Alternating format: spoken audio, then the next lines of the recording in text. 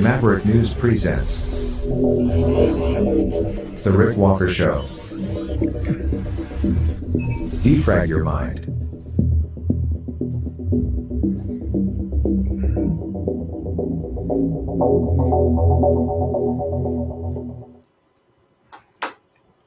Welcome back, everyone. Hello, Maverick family and new viewers. The world is watching. And there's a lot to see tonight. We are going to talk about the filibuster ongoing in the House of Commons, where the Conservatives in Canada, in opposition, are opposing Justin Trudeau's carbon tax. So that's still going on. They generated over 20,000 amendments using artificial intelligence. Amendments that have to be voted on, many of them discarded, but the debate still rages. It's a filibuster. It's a Mr. Smith goes to Washington moment in Ottawa. And it is still, the drama is still unfolding tonight. So we'll update you on that. We will also talk about political change. A lot of people talking about the need to reform the political system, to completely change it. I don't hear too many people coming up with real solutions. If they do have solutions, in most cases, they're not really telling you what they really have planned. Everybody seems to want to tear it down. But tonight, there are a couple of organizations out there that have put forth ideas. They seem to have a plan, but I have real concerns, and I'll tell you why during this broadcast. Also, we've got our eyes still on that house explosion in Arlington, some kind of weird stuff going on there. And because of all that sort of weird stuff going on there, some people, it's just led people to send me other weird stuff over the last number of days, including, people saying this Joe Biden isn't the real Joe Biden, and this is not the real Justin Trudeau, and there's a fake one, and there's more than one, and even Christopher Reeve, Superman, still alive. So tonight, I'm going to address those questions head on. Together, we will use science and technology to determine if these concerns are true or if we're being lied to. So we'll touch on that tonight as well. And what else do I have? We're gonna drill down, and it'll be a teachable moment tonight, I think, all the way around. 2 Ontario men accused of belonging to a neo-Nazi terrorism group tonight as well. So there's that, and we'll tie that into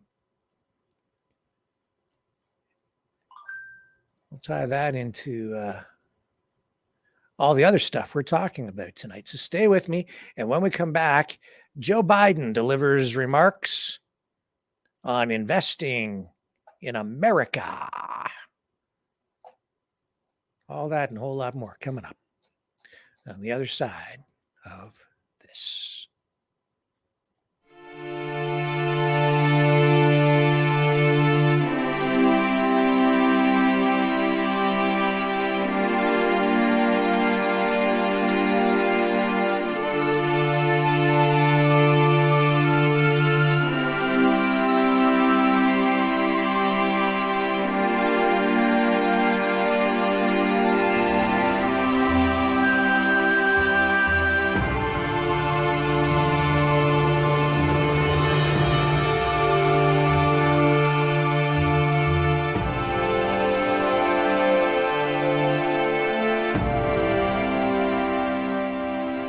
Maverick News.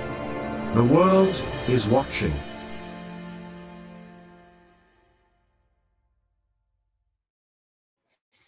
Okay, I'm back, and Joe Biden is in Las Vegas right now, and he's delivering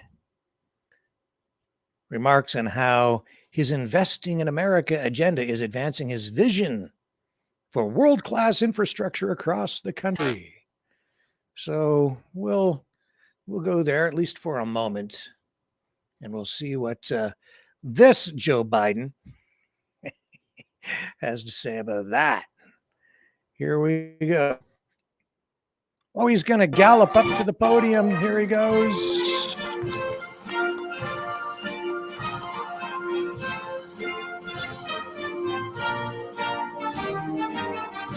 Which way am I going? Where am I? What day is it? Please take a seat if you have one. If you don't, you can build one real quickly.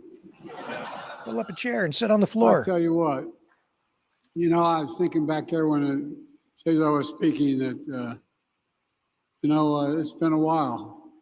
Harry Reid, I told you 35 years ago to get this sucker done. We're getting it done. You think I'm joking? I've ridden on rail probably more than all of you combined. Oh, really? I got to tell you, it's going to make this longer. I apologize. Real quick story. I was vice president. He's there and the talking Secret about Service is the best in the developing world, but they don't like rail to ride the train projects. He's going to because invest so many things can happen $8.2 on the billion. train along the way. And so, but I was going home to see my mom. I was catching a 10 major projects across the country. Day, the 7 o'clock train out of Washington. I live 150 miles from Washington, and I took the train every single day because my wife and daughter were killed. I started going home to see my kid anyway. Make a long story, not so quite so long. And I was getting on the train, and one of the senior guys in Amtrak, I became friends with all of them after all the years. And I've ridden 36 years as a senator, and he comes up to me. His name is Angelo, and he comes over and he says, "Joey, baby!" He grabs my cheek and said, I thought they were going to shoot him. And I said, "Ed, what's the matter?" He said, "I just read in the newspaper." Because they keep meticulous mileage, how many miles you use an aircraft for the United States Air Force as vice president.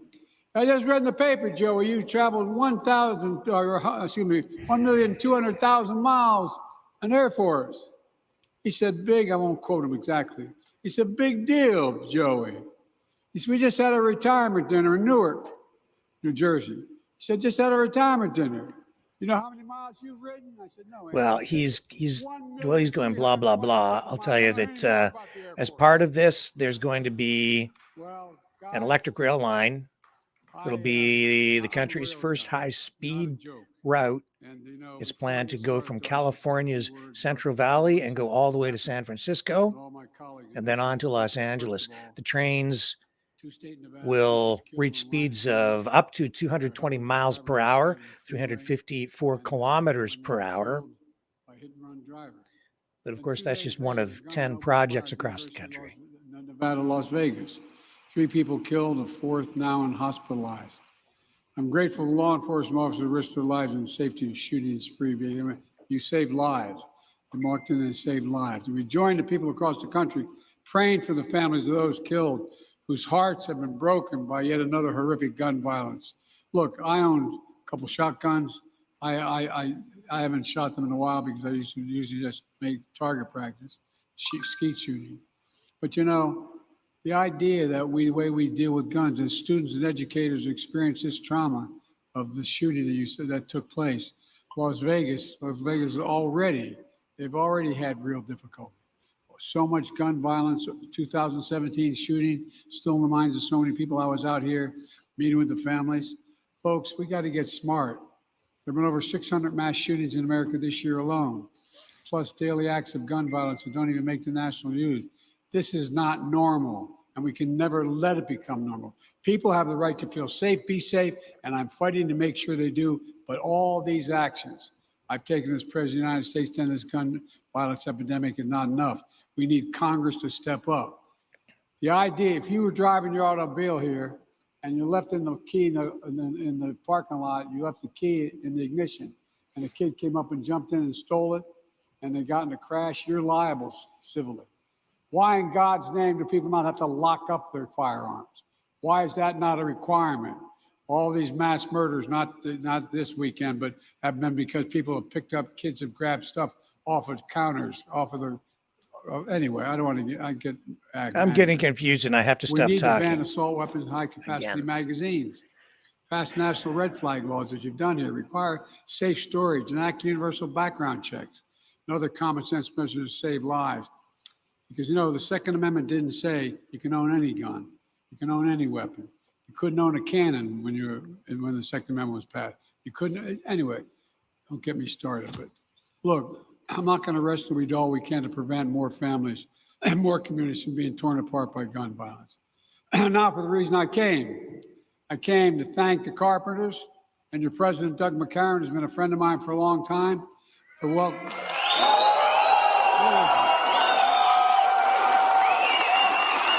Stand up.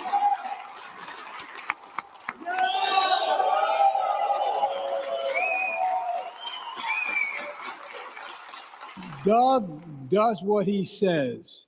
He never backs down, and he always knows what to do. God love you, Doug. You're a great friend. Thank you very much. Look, folks.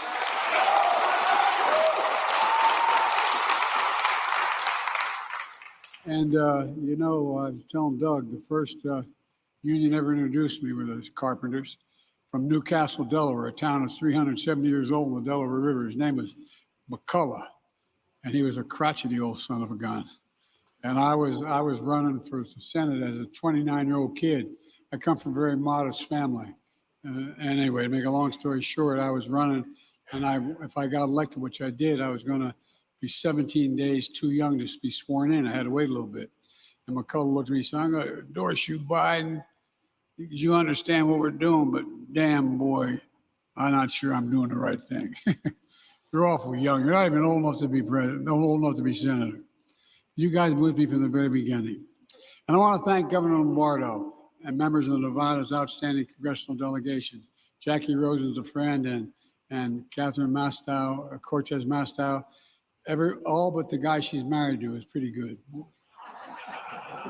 Former Secret Service. And Dana Titus and Representative Susie Lee and Stephen Horsford, who's chair of the Congressional Black Caucus. The relentless work for the people of Nevada brought this historic project home to your great state. I also want to thank our partners from the private sector, Wes and the whole team at Brightline is supporting this project. It's a big deal, really.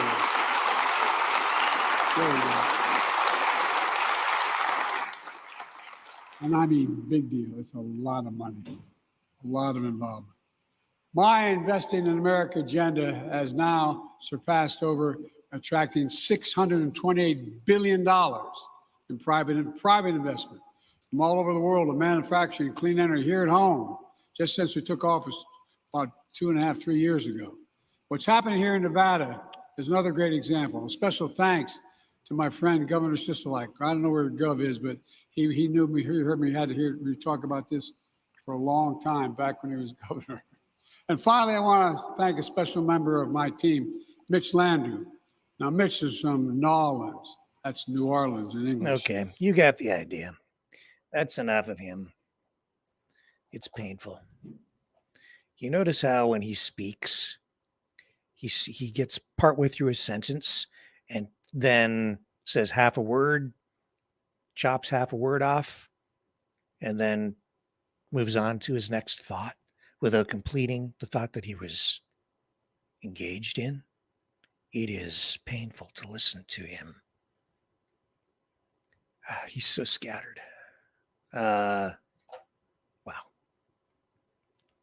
Anyway, investing in America, $8.2 billion. They need a lot of private sector investment in these projects as well. And it's coming, but another public-private partnership is what you're looking at there, folks.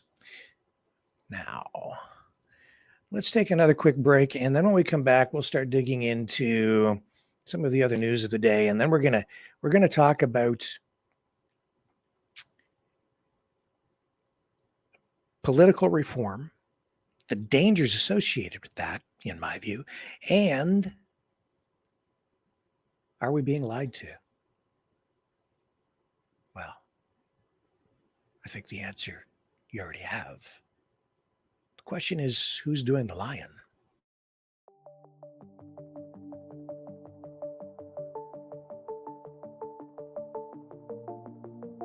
Greetings, brave Mavericks. Our quest for truth continues. We go beyond fake news. Together we expose propaganda. Together we pull others out of rabbit holes. We are maverick thinkers. We are all unique individuals, defenders of individual rights and freedoms, credible, trusted, grounded in reality. Maverick News, Maverick News.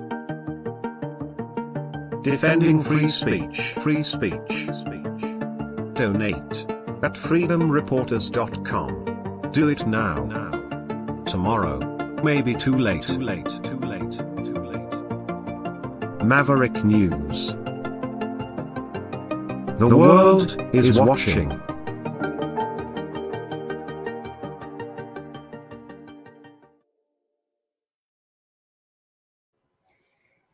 All right.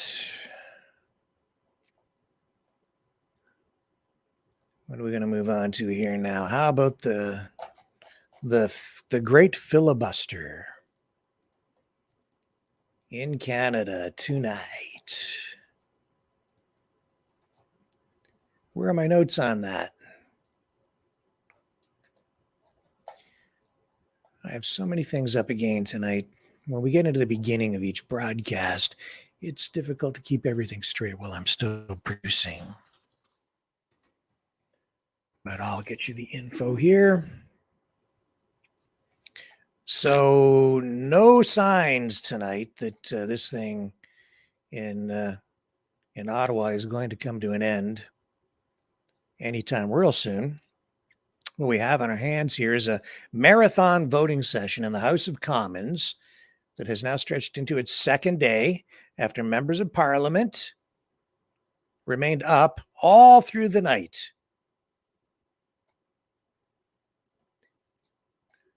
Rejecting conservative efforts to put an end to stamp out Justin Trudeau's carbon tax plan. So it started at around 6 p.m. last night, and they went through a whole bunch of these votes on this issue. The Conservatives used artificial intelligence to generate 20-some thousand amendments to Trudeau's legislation or proposed tax plan. And now they're going through the motions of disposing of each of these amendments, and it's taking a long time. So you have a couple of different points of view on this. Let me just bring up the scrum that occurred earlier today when there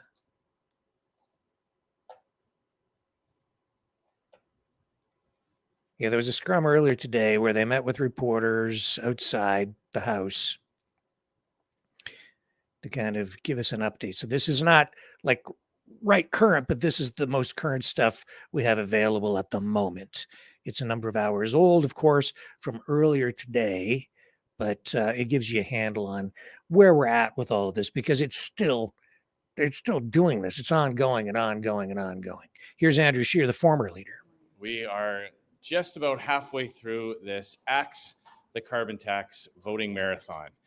And it's a little bit after 10 o'clock, so we have successfully killed a day of government business. This is one less day that Justin Trudeau will have to implement his destructive agenda that is dividing Canadians and driving up prices. And of course, his plan to quadruple the carbon tax. That's what this is all about. The carbon tax is really hurting Canadian families as we head into the Christmas season. More and more Canadians are experiencing the tragic choice of heating their homes or putting food on their tables. And a recent food price report has indicated that next year, families are going to have to pay another $700 for groceries. And that's on top of all the higher prices that Justin Trudeau's inflationary deficits and, of course, his carbon tax have caused. So that's what this fight is all about. And Justin Trudeau can end it all. He can stop this right now if he chooses to listen to Canadians, axe the tax off of farmers, families, and First Nations. There is no question that the carbon tax is a big reason for grocery store price increases. And only Conservatives are fighting to take the tax off the farmers who grow the food, the truckers who transport the food, so that Canadians can afford a better Christmas meal. And I'm happy to take your questions about So you're halfway through this process. Do you see like the Montreal Holocaust Museum and Canada's NATO mission? Why did you vote against those? We're voting against Justin Trudeau's economic agenda, the same agenda that has caused record high inflation and massive and rapid interest rate hikes. We are voting against the budget. We're just doing it a little bit of a different way this time to highlight the fact that Justin Trudeau is going to radically increase the carbon tax, and we are going to keep doing this until he listens to Canadians and axes the tax. Are you expected to go all night? You mentioned that you lost a day already. So are you willing to just go home now, or are you going to go through all the votes? We are going to keep doing this. The purpose of this, as you heard our leader Pierre Poilievre say the other day, was to do everything we can to hold up Justin Trudeau's destructive agenda. And if he wants to get out of Ottawa, get out of town early, he's going to have to listen to us and take the tax off. I'm just going to, je vais donner la parole à mon collègue pour adresser. I'm going to give the microphone to my colleague so he can deliver some remarks in French, and I'm happy to take some more questions after that. Okay. So now you know what's going on there. And then, to be fair, let's listen to what Justin Trudeau had to say. He was approached by reporters in the hallway today, and this is what that went down like. This is, well, here. Do you have any intention on acting the carbon tax like the Conservatives want? Are you going to back down? No, we're not acting the tax. Well, there you go. Thank you for that. No, we're not going to axe the tax. We're going to tax you up the wazoo. That's what we're going to do because that's what we always do. We are the Liberals. You want to know what it looks like in the House? Well, I have this. Are you ready? This is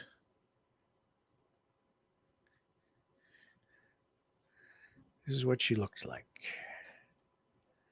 Here we go. Mr. Kimmich. Mr. Perkins. Mr. Perkins. Mrs. Stubbs. Mrs. Stubbs. Mr. Scheer. Mr. Scheer. Mr. Halland. Mr. Halland. Mrs. Gray. Mrs. Gray. Mr. Moore. Mr. Moore.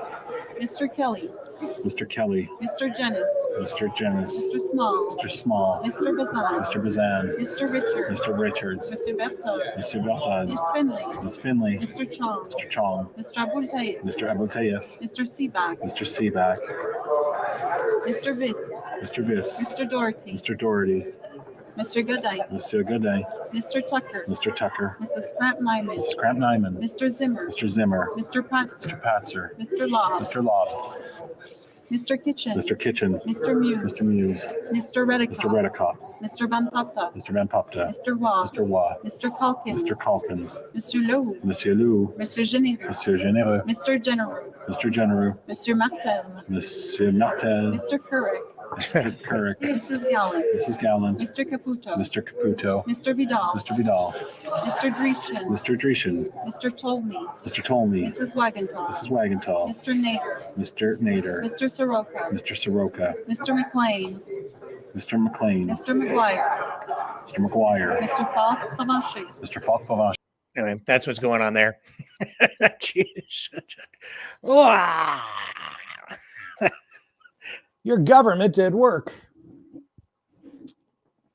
But hey, you got to do what you got to do if you're going to stand in opposition to. And that's what they're doing. And I don't know why I'm talking like this. Maybe because I can. And it just seems appropriate. Bunch of gangsters. So that's dragging on and dragging on. What else do I have to talk about tonight before we get into this other stuff? Well, I will cover off these other things before we get into these more in-depth discussions. In-depth discussions. You wait and see where this thing takes us tonight.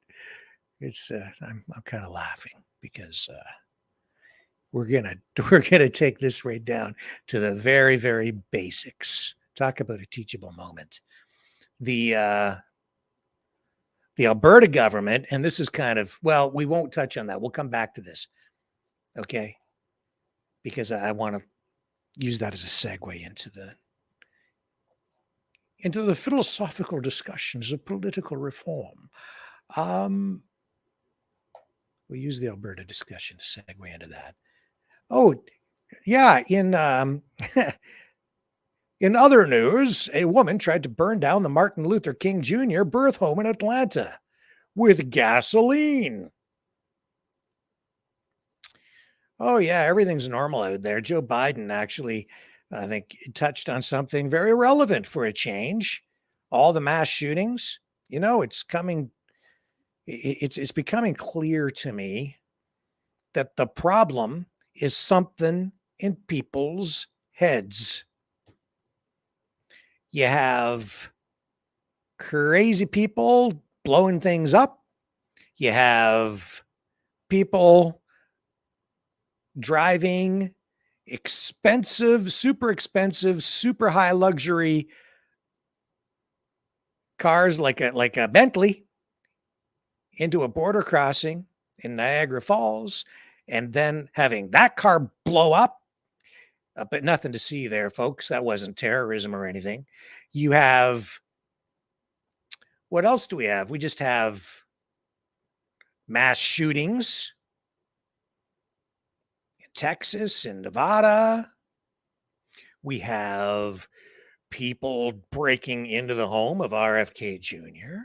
We have another guy who was arrested and then released after maybe thinking about doing something like assassinating him, possibly. And he's also, maybe not the most stable psychologically, and he's still out there.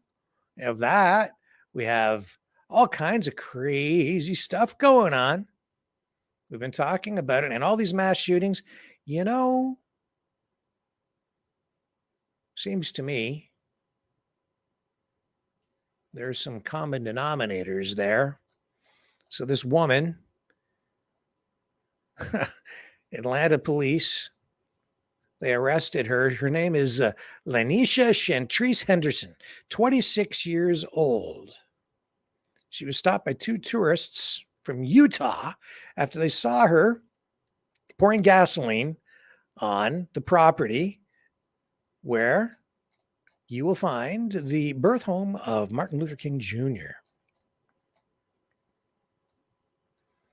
She was charged with second-degree arson and interfering with government property, and then was taken to Grady detention for a psychological evaluation. Later, she'll be transferred to Fulton County Jail.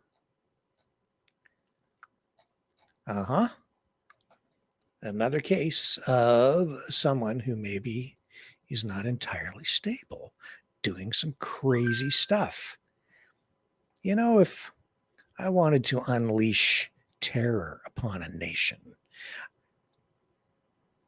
without people even realizing I was doing it, and if, and I'm not, but if I was a really evil dude or the evil leader of some foreign country, and I wanted to do real damage to America, I might just screw with people's minds, a lot of people's minds, and then trigger them so that they would go out and do really crazy things, violent things. And have you noticed that we're seeing an escalation in these kinds of crazy, unexplainable crimes? And it's always like, oh, it's gun violence. It's the guns. Is it? Or is it the person holding the guns, the people holding the guns, using the guns, and what's motivating them? Why? And it's, why are people driving their cars into border crossings and blowing up their Bentleys at over 100 miles per hour? Why are they blowing up houses? And why are they trying to set Martin Luther King Jr.'s house on fire? What's the motivation behind that? A civil rights leader? Blow up his birth home or set it on fire? Why would someone want to do that? What is it in their head that would prompt them to do it? Why would that guy blow up that house in Arlington just about 4 miles or so from the Capitol, from the White House? And that's kind of weird. The weirdness just keeps on coming. And every day it gets weirder and weirder. And like, there's another one, and there's another shooting, and there's another one. Now, that's as far as I can take this, honestly. You know, that guy who blew up the house, he said that we would know the truth by yesterday. I still don't really know what was meant by that. I've had people sending me stuff. If the truth is out there, I don't know. The other weird thing is that some people think he's still alive. Someone has been posting stuff on social media, saying, claiming to be the guy who was supposed to be in the house and was blown up and was dead. But we don't know, because the authorities are saying that he is presumed dead. So there's no proof yet that the remains found inside the home were him. And this guy, James W.U., 56 years old, had a long history of contact with the FBI. He also is divorced, isolated, at least appears to be, had been posting a lot of alarming things online. Investigators are trying to understand what motivated him.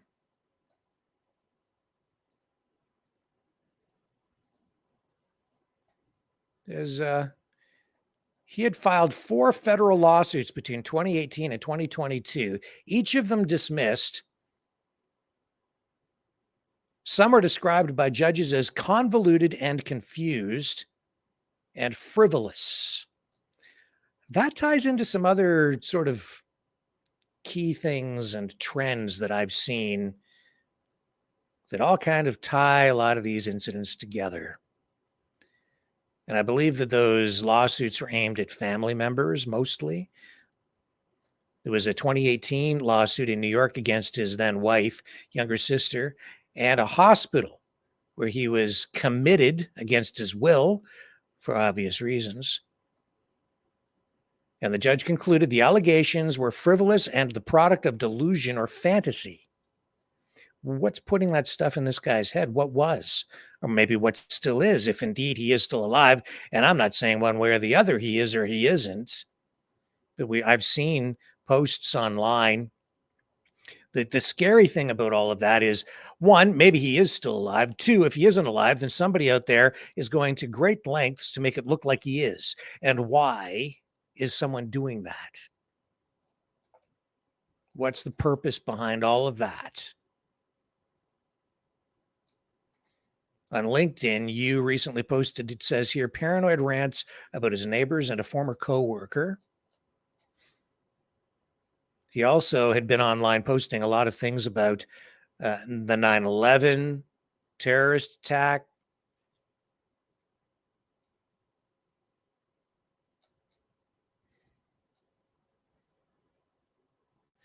And police say, the FBI says that they've had contact with him fairly regularly over the last few years.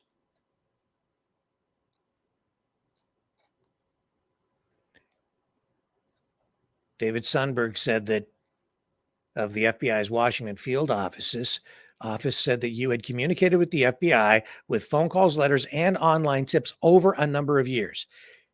He said, quote, I would characterize these communications as primarily complaints about alleged frauds he believed were perpetrated against him. The information contained therein and the nature of those communications did not lead to opening any FBI investigations. So then he just, ended up in a house about, well, within a stone's throw, really, of the White House. And and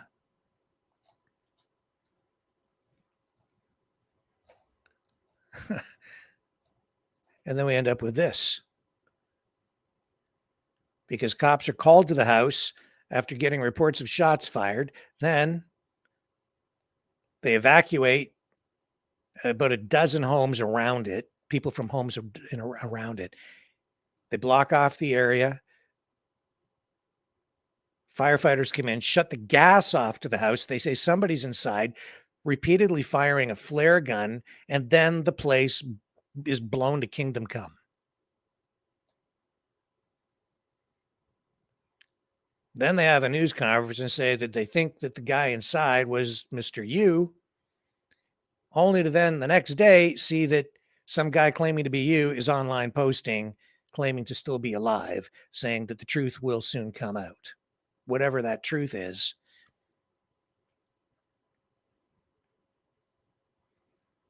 And I've heard on audio recording as well that I'm not going to play with for you here because I can't verify the authenticity of anything on it. And I don't want to contribute to the weirdness any more than I'm already contributing to it simply by talking about it.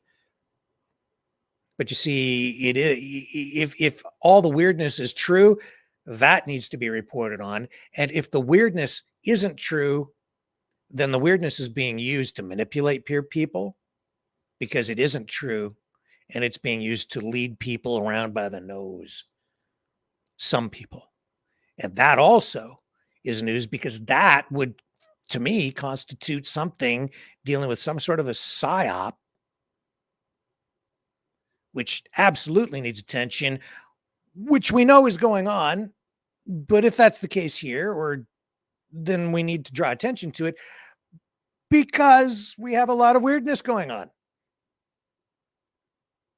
Unfortunately, what has been going on is this stuff gets ignored because it's weird.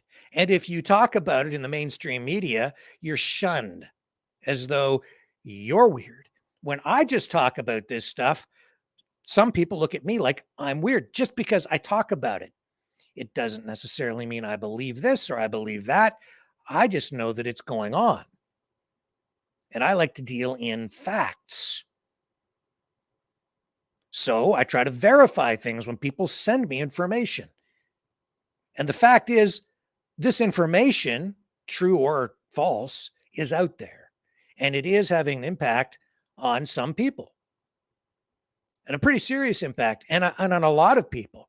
Because a lot of people are paying attention to it. So it deserves attention. And I don't know if the authorities are really giving this kind of information as much attention as they should be. They're not giving this enough weight. The mainstream media is not, in my view. Simply because it is screwing with people's minds, true or untrue. So I think it's time to acknowledge that all of this is going on in a pretty serious way, and we need to make more of an effort all the way around to either verify or debunk. But it's so difficult to debunk or verify because it doesn't matter what you say. This stuff gets so weird that anything you say is discredited one way or the other. And that seems to be the methodology behind a lot of this stuff. It's like all that has to be done is just plant some seeds of doubt.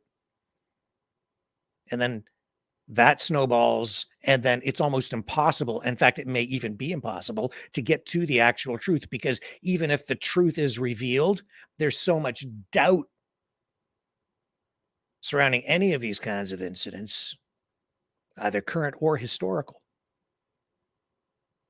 that people will never accept anything as being the factual truth in the end, because there will always be other potential options. Like, who is going to believe a single story about this house explosion now, when there are already all these weird things going on? Either you believe that the guy is dead, even if they get DNA evidence. If you don't want to believe it, you'll just say that was fabricated. You see how this whole thing just it spins out of control, and then the truth can never be told. Because not only does the lie get its shoes laced up and run around the world before the truth has an opportunity to even get its shoes on, or however you want to phrase that. Once all the lies get going, or all the conspiracies, or all the doubt, then the lie just becomes, or the truth just becomes one more narrative. That's the danger of the information war in a digital age, especially when videos, images, people can be created digitally in deep fakes to the point now where you can barely, and maybe you can't even tell the difference between what's real and what isn't, because of the media that's created, right? The magic of Hollywood, the magic of AI. We've been talking about this quite a bit this week. And that's because this stuff is weird. It seems to me that this is also happening at a time when a lot of people want real political change. And I think it's pretty clear that a lot of this stuff, if not even all of it, is politically motivated. I think it's dangerous. Very, very dangerous. We need to be aware. We need people to become much more media literate, and quickly, fast. People need to get up to speed, man. We're all so vulnerable right now. And the politics just keeps on getting thicker. Oh, here's another piece, okay? Hollywood, speaking of Hollywood and glitz and glamour and the entertainment business and the mixing of Hollywood through culture and entertainment. Look at this here about Taylor Swift. Matt Wallace says Taylor Swift is funded by the Soros Empire. I am about to expose everything and end her reputation. Really? Taylor Swift is funded by the Soros Foundation? There she is. Well, Soros is pretty rich, so she's looking pretty good doing it.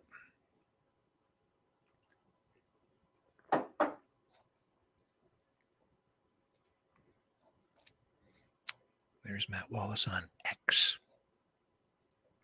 He's going to expose everything and end her reputation. I talked about her about a month ago, and I pointed out that for a while she was very apolitical. She would not really Well, it was during the last election. She wouldn't come out initially and endorse the Democrats and Biden. And she came under fire from the Hollywood elites. And then finally she just caved in and she said, "Oh yeah, I'm a Democrat. I'm on the left." And now they leave her alone. And now she's got this massive tour, huge money. It's absolutely political.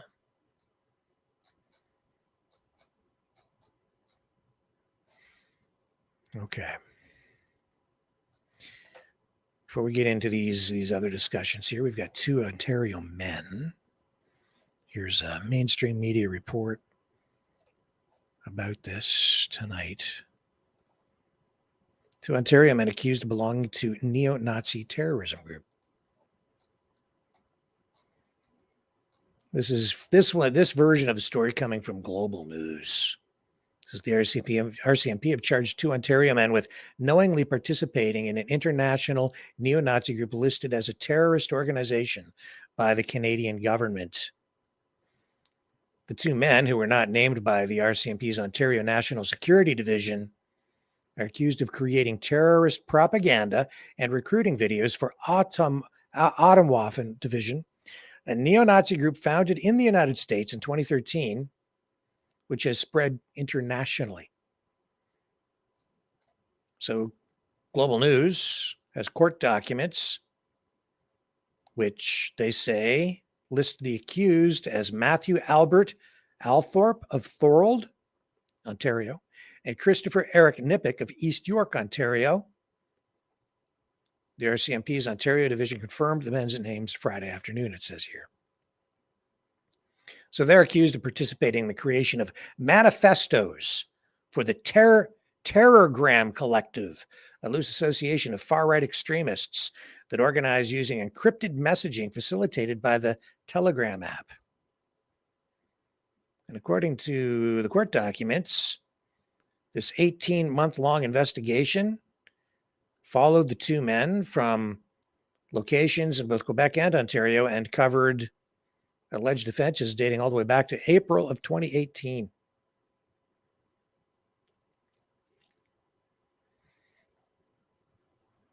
It says here the Atomwaffen Division was listed as a terrorist group by the Canadian government in early 2021, and the International Neo-Nazi Group was founded in 2013 in the United States. Since then, it has expanded to the UK, Canada, and Germany, according to the Canadian government. It says here, according to Public Safety Canada, that the group calls for acts of violence against racial, religious, and ethnic groups and informants, police, and bureaucrats to prompt the collapse of society. Yeah, another group that wants to tear it all down. Atomwaffen Division has previously helped training camps. I think it means held training camps, also known as hate camps, where its members receive weapons and hand-to-hand combat training.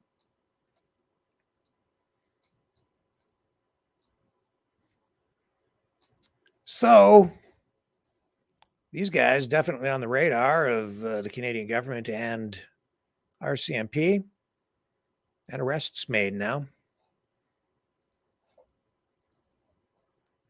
You know, when it comes right down to it, you talk to the average Canadian and the vast majority of people, they find the whole idea of Nazism and fascism pretty appalling overall. At least that kind of ethno-based Nazism and fascism. And I would say that's what Nazism is. It's more rooted in bigotry and hatred and has a violent streak running right through it. Economic fascism, that's something else again, which also should also be something on our radar, but anyway, that's another discussion. So arrests there. Now, what else do we have for you as we lead into our broader discussion tonight? Well, out in Alberta, they want to, or they're looking at ending their participation in the Canada Pension Plan and setting up a provincially run pension plan for residents of Alberta instead. Last night, Leo drew our attention to this.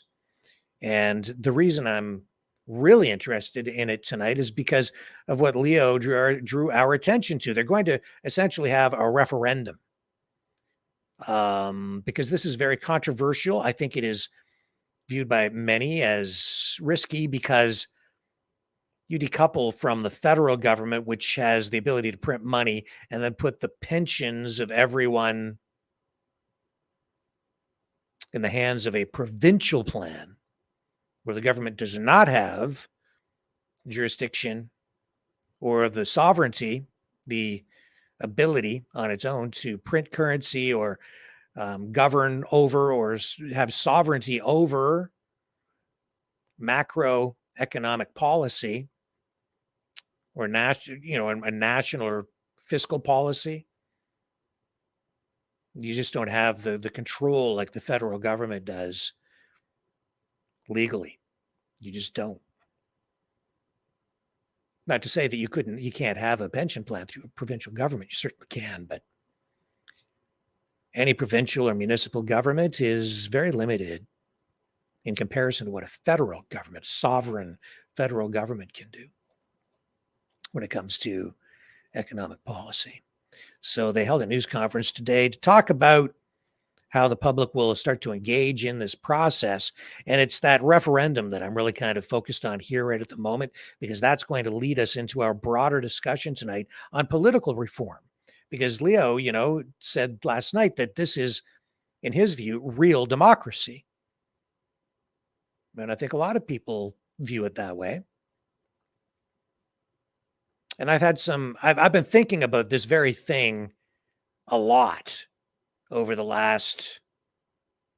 especially the past 6 months, because this kind of idea, giving people the ability to vote directly and not rely on politicians to vote for them a lot of people have been kicking it around for quite a while. And people keep kicking it over to me to get my view on it and to get me to talk about it here. And that's what we're going to do tonight for a bit. And this is what they're doing out in Alberta right now on this one issue anyway, taking it straight to the people in the form of a referendum on whether the government there should start up its own provincial pension plan for Alberta residents.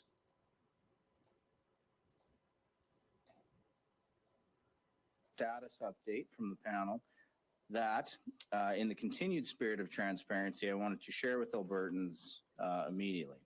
At this point, I'd like to invite Jim up to the mic to go over the panel's observations. And this is Jim Dinning. He'll tell you what his position is.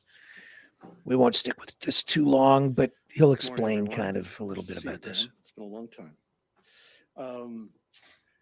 As the Minister said, my name is Jim Dinning. I chair the engagement panel for the proposed Alberta pension plan. And the first round of our engagement has come to a close, and I wanted to provide an update, as the Minister has mentioned.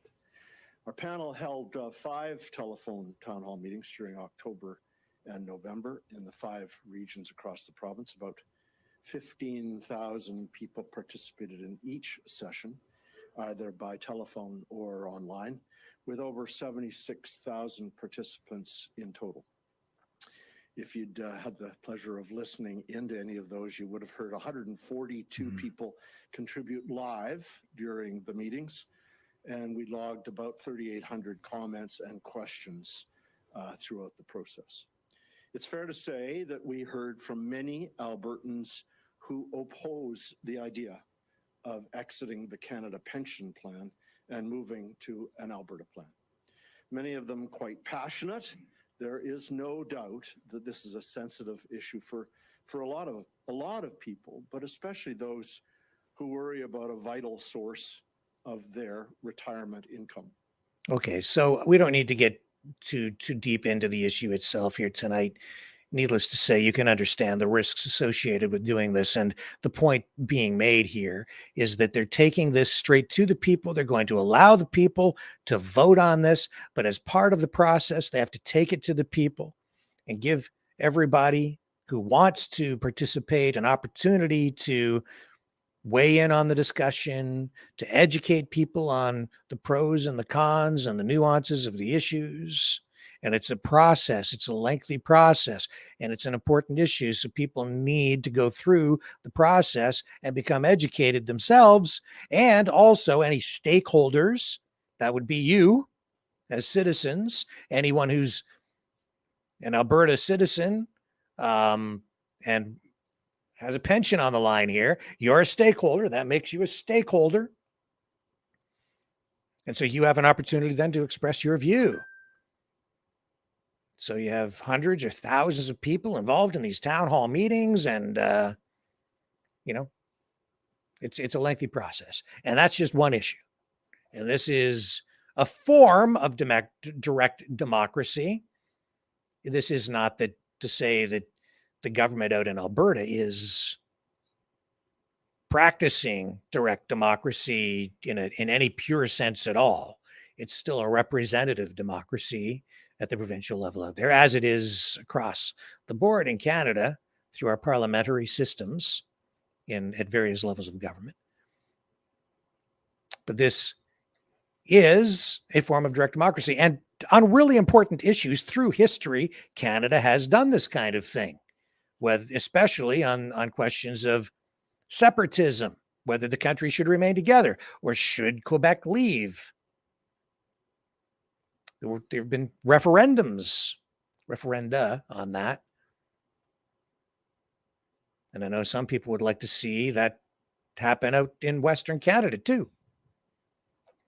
We have Western separatists out there. So that's how some people want to deal with this stuff, through a process where people get to vote on these major issues.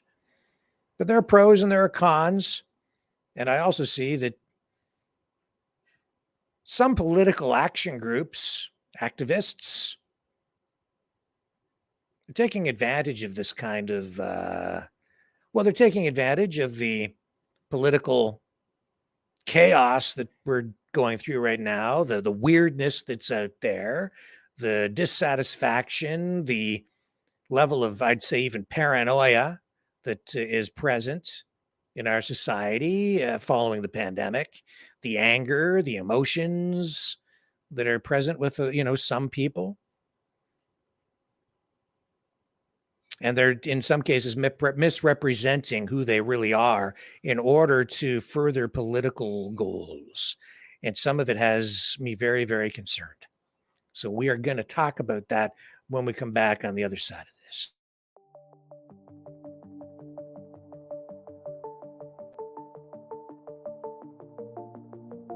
Greetings, brave Mavericks.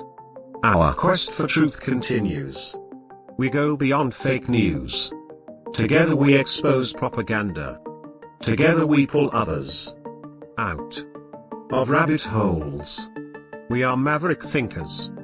We are all unique individuals, defenders of individual rights and freedoms, credible, trusted, grounded in reality. Maverick News, Maverick News. Defending free speech, free speech. Donate at freedomreporters.com. Do it now. Tomorrow may be too late. Maverick News. The world is watching.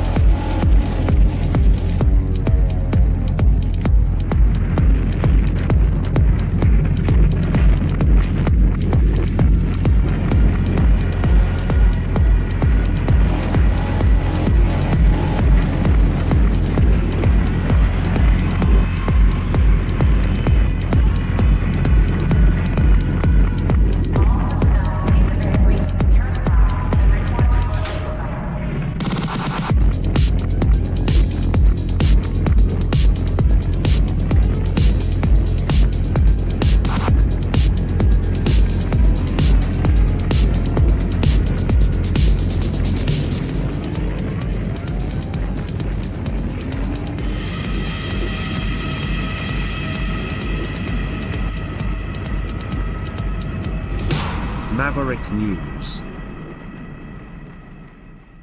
The world is watching. That was put together using footage from an old movie, Metropolis. Political messaging in that movie. And today, when I listen to people talk about politics, I honestly don't hear anything new. Even people who claim to be innovative, I don't really hear anything new coming from them. The innovation that I'm seeing is coming through the changes in messaging, the methods, the medium, the internet, the way that information is being shared. The technology is changing it. The medium is the message, as Marshall McLuhan said. But the ideas, they're just being recycled and in some cases disguised. And so I've been hearing a lot of people talk about direct democracy. Direct democracy. People are fed up, they say, with our current system of government, whether you're in the United States or in Canada. People say there's no political solution. We need radical reform. And somebody even shared a clip tonight with me of Joe Rogan saying that Canada, and I can't play the clip because we'll get hit with a copyright strike. All the Rogan clips are copyrighted. And we always get hammered on those. I can't play it for you. But he said that he no longer goes to Canada because Justin Trudeau and the Canadian government is on a slippery slope to communism. And he's afraid to even come up to Canada anymore. Yeah, I totally get it, man. So you've got the Canadian government embracing, in Joe Rogan's view, a collective ideology, politically, communism. And yeah, I believe that Justin Trudeau embraces the ideals of communism. I know some people have said, "Oh, he's a fascist." No, in his case, he's a communist at heart, I believe, and in practice. And we've heard him say that he has an admiration for China's basic dictatorship. And I don't think there's a whole lot of difference, honestly, between extreme authoritarian communists and fascists who are extremists as well. They're also collectivists, socialists. And I'll illustrate that for you tonight. And I'll show you that there are people out there trying to recycle these ideas, not even within the government, from external from the government, who are also trying to essentially take it even a step further. And as I've said here before, in my view, people want to tear the system down because it's the system that's still standing in their way of completely destroying the country. Thank God for the Constitution, and thank God that we have the system, because they are having difficulty doing away with it. If they manage to do away with it, then we're really doomed. And I'm going to show you tonight how at least some people plan to do that in sort of a covert, undercover, insidious way. What am I getting at? Direct democracy. Let's start with that. I've had a bunch of people just come to me. The system's not working, Rick. It's nothing's good. It's the uniparty. It doesn't work, and we have to tear it all down. And there's a new group out there advocating for direct democracy. Yeah, okay. Well, what is direct democracy? Well, that means that you get to vote on all the issues. Whatever the issue is, you vote on it. It's not left up to a politician acting on your behalf. In a representative democracy, we elect representatives a member of parliament, for instance, at the federal level, a member of provincial parliament at the provincial level, a councillor at the municipal level from our ward or our riding municipally. If you're in the U.S., same thing. You elect people to your local city council, to your state governments, and to your federal governments, and you get to vote for a president. We don't get to vote for a president here because we have a parliamentary system. So the prime minister here doesn't have as much power as the president does, but it's just a different system. And the party with the most votes, the leader of that party, or the most seats rather, achieved in parliament, then the leader of the party with the most seats becomes the prime minister. And then they all represent us, their constituents from their particular ridings in the House of Commons. And they're supposed to take your views forward, and you have to choose which of the candidates you get to vote. And so they represent us. And it's their job to sit in the House or at their city council meetings and go through all of the laws, all the bylaws that are proposed, all the new legislation at the federal or provincial level, all of these amendments, all the budgets, line by line, page by page. And then they represent us and vote on all of these issues. And there are literally thousands of these things that they deal with every year. Thousands. And they vote and they vote and they vote and they go to all these committee meetings and they take in all this information and they debate back and forth. And of course, you've got a party system at the federal and provincial levels. And so these politicians, as part of parties, tend to vote along party lines. And that's why there's a struggle between the parties. And I mean, you all know how it kind of works, right? But in a direct democracy system, you all get to vote. We all get to vote on everything, which means everything that comes up, we get to vote. Now, back in ancient times, where this has been tried, you could sort of maybe make it work because you had people kind of come together, and if you had like a tribe, right, you could get all the people together and, okay, who's in favor? Put up your hand, right? But when you've got 300 million people, or in the case of Canada, 40 million people, you can't just bring everybody together. It's much more complicated. Well, with new technology today, some people say direct democracy can work because people can vote online. I'm not so sure. I have real concerns about it. I do believe, and I'm glad to see that sometimes we go to the people on important issues and the government lets the people decide through a referendum. Like, should Quebec leave Canada? Or should Alberta stay in the Canada Pension Plan or develop their own? And you see, direct democracy becomes more complicated because democracy, there's more to democracy than simply voting. And some people would say, well, it removes corruption from the system because then politicians can't be bought and paid for. Yeah, but there can be a lot of corruption through the general public, and there can be a lot of manipulation through the internet and marketing, propaganda. People's minds can be controlled. We're already experiencing that right now. Lobbying. You can have political action groups, special interest groups, injecting money into communities even in order to get people to vote a particular way. It would, I think, just change the dynamics of corruption and push the corruption out into the general public. And it would manifest itself in ways that are more about manipulation even than corruption.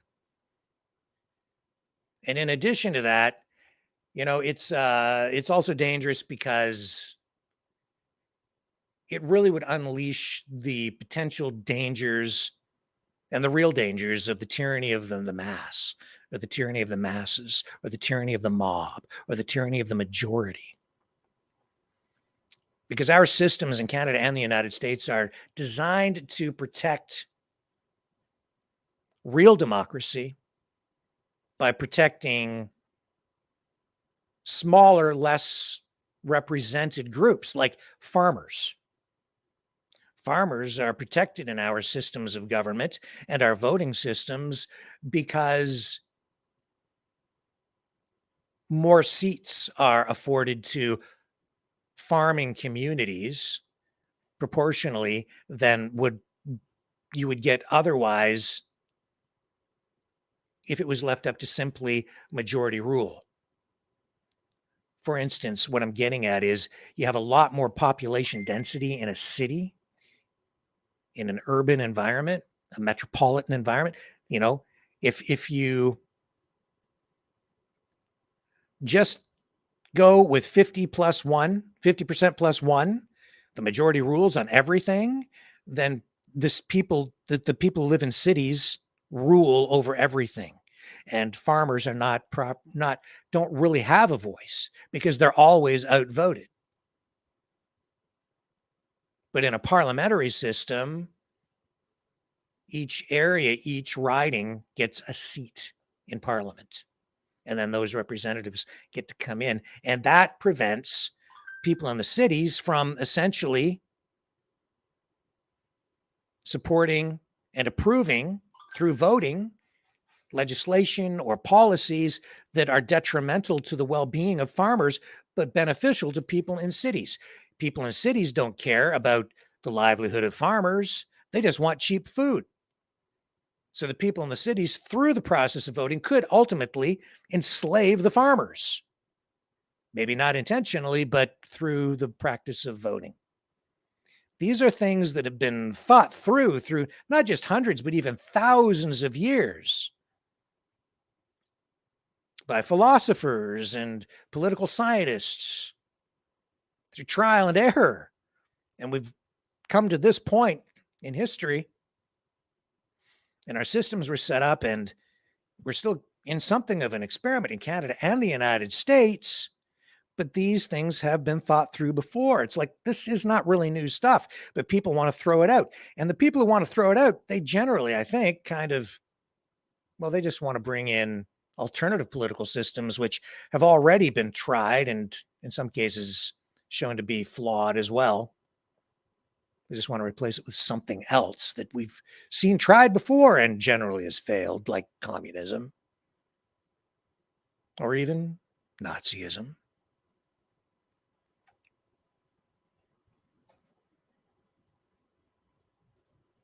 Well, let's just take a look. Here's a little video just to explain what direct democracy is. And I'm going to show you who's advocating for that here domestically right now and what's already happened and why it's already not working in the way that people sort of hope that it can work. So here's representative versus direct democracy, power of the people, democratic theory. I hope it's not too dry for you. It's kind of entertaining. It's a cartoony thing. So it'll entertain you while we learn about this together, this idea of direct democracy. What is it? Social Change presents representative versus direct democracy. Have you ever thought about how even though America is a democracy, citizens don't really vote all that often? In the United States, the average voter can cast a ballot once every 2 years. The real work of lawmaking happens in Congress, where thousands of votes are taken each session. Democracy is based on ordinary people having a say in their government, but exactly how much say should people have? Keep that question in mind as we learn more about the different types of democracy. The founders of the United States had to decide how much say the people would have in their government. After escaping British rule, they wanted the people to have representation, but they were also concerned that the average citizen wasn't educated enough to vote properly. They decided to balance both interests and choose a system where the people would select officials that would vote for them. However, they didn't necessarily have to design the government this way. The American people could have voted on laws and issues themselves instead of through a spokesperson. These two systems are called a representative democracy and a direct democracy, respectively. A representative democracy is a system of government where citizens elect representatives to vote on laws on their behalf.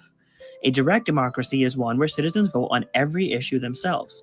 The key difference between the two systems is who is voting on laws, elected officials or the citizens. The first direct democracy was in ancient Greece. In the capital of Athens, all citizens would meet to debate and vote on the issue of the day. In that time, citizen status was restricted to adult white males, but still, political participation was open to everyone that was a citizen. Assembly meetings were where citizens could pass laws and decrees by majority vote.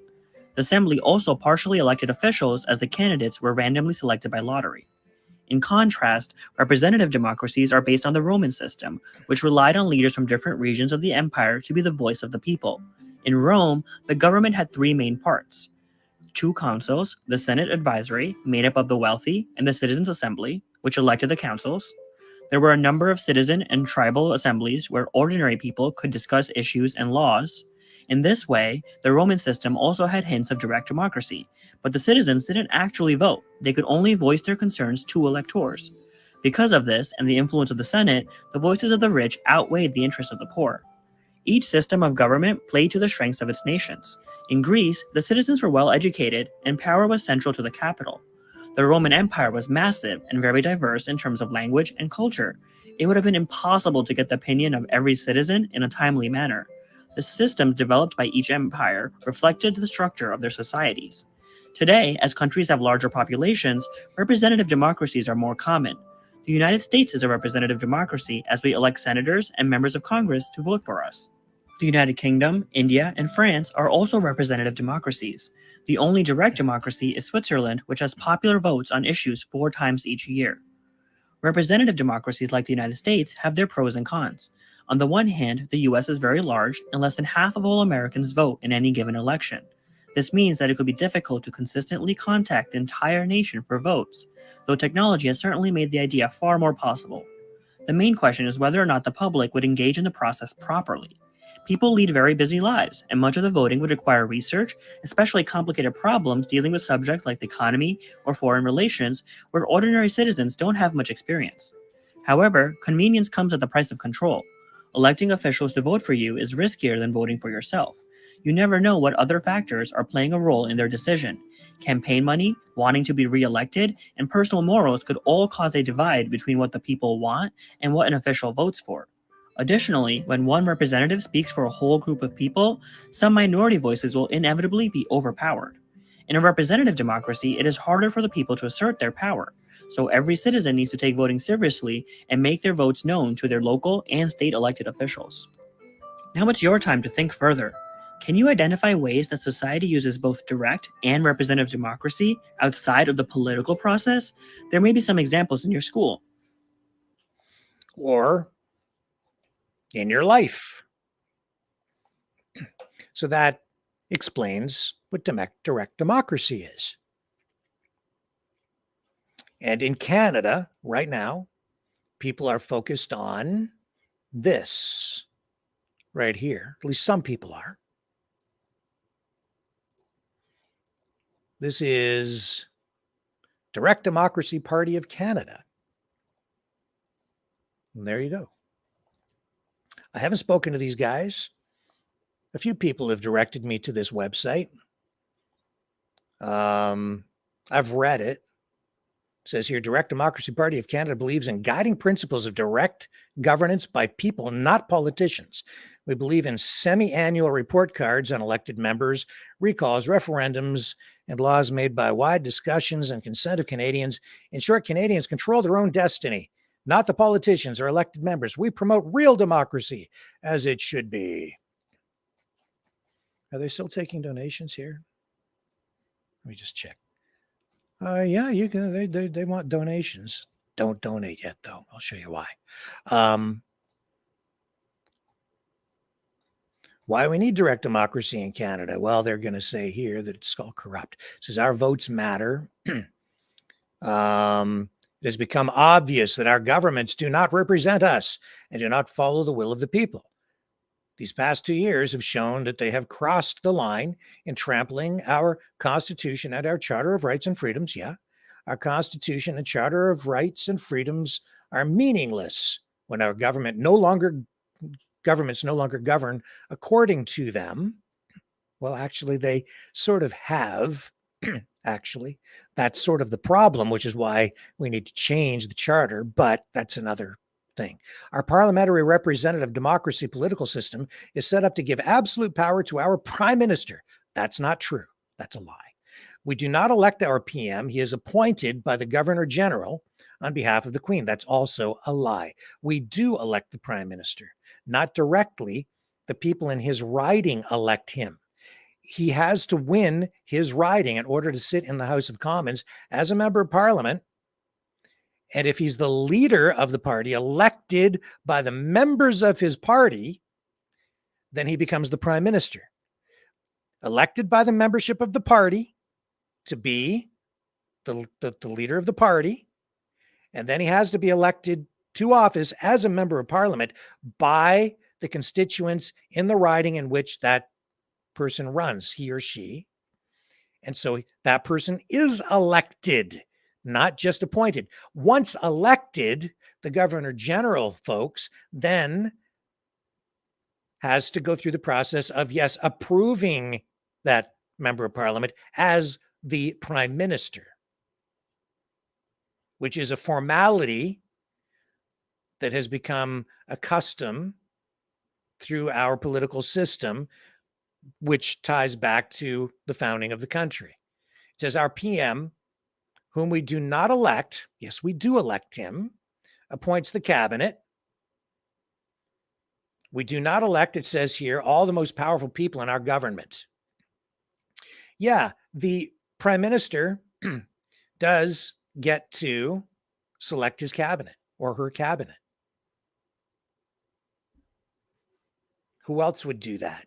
You want to elect people to each of the different positions, but you say you just want to vote around them anyway, so I guess it doesn't matter. It says our House of Commons is supposed to represent us, the people, but we have failed. The House of Commons represents the interests of the ruling party rather than the interests of the people of Canada. That's also a lie. This applies to most institutions, including the judiciary, as judges are appointed by the parties in power. Well,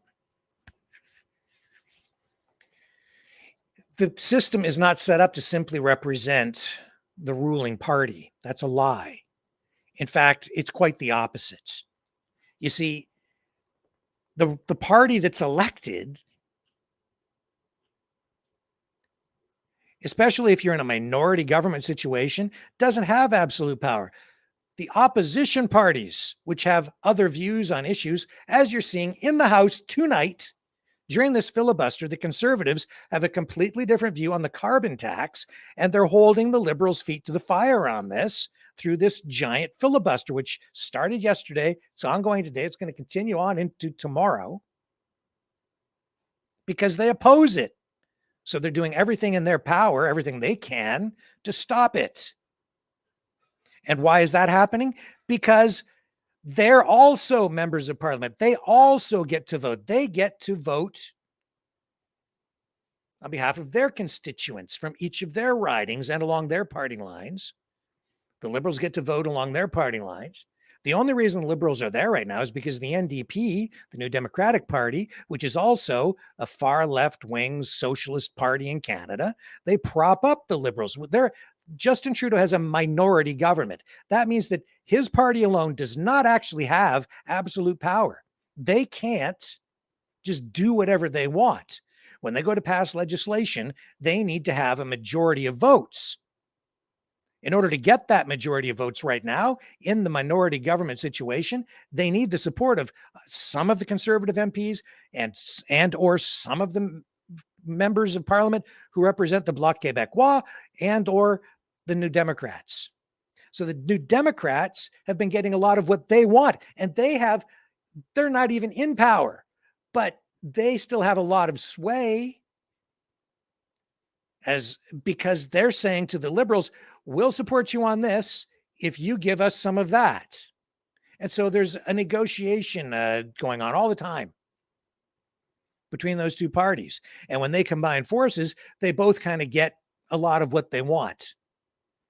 As a result, the Canadian government in the last 2 terms has swung very far left because it's the NDP kind of wagging as the tail, wagging the liberal dog. So there's an example of how a party that isn't in power still has power and major influence over what happens with the government. But the government itself, the ruling party, isn't really ruling in a dictatorial way at all because they need to get these other parties to support them. Now, that being said, the system is also set up so that the parties within it are Her Majesty's or His Majesty's loyal opposition. That's what the Conservatives are. That means they're not there to destroy the entire system. They're there to promote and work toward whatever political objectives or whatever economic goals that they see. If they're more conservative, then they're there to work toward that. But they're not there to destroy and take over the whole governmental system, the whole system of government. They're all there working cooperatively together so that the system, the Constitution, is preserved from one government to another, to another, to another, so that you get good government, peace, and order, and a peaceful transition of power between elections, and the people get to vote. That's what democracy is. Doesn't mean Justin Trudeau's a dictator. And even though people are filling people's heads full of these ideas that he's never going to leave office, yes, he is, because there's going to be an election. Now, the problem is that people who are convinced that he's never going to leave office are convinced that he's not going to leave because we lost the election. So people are frustrated.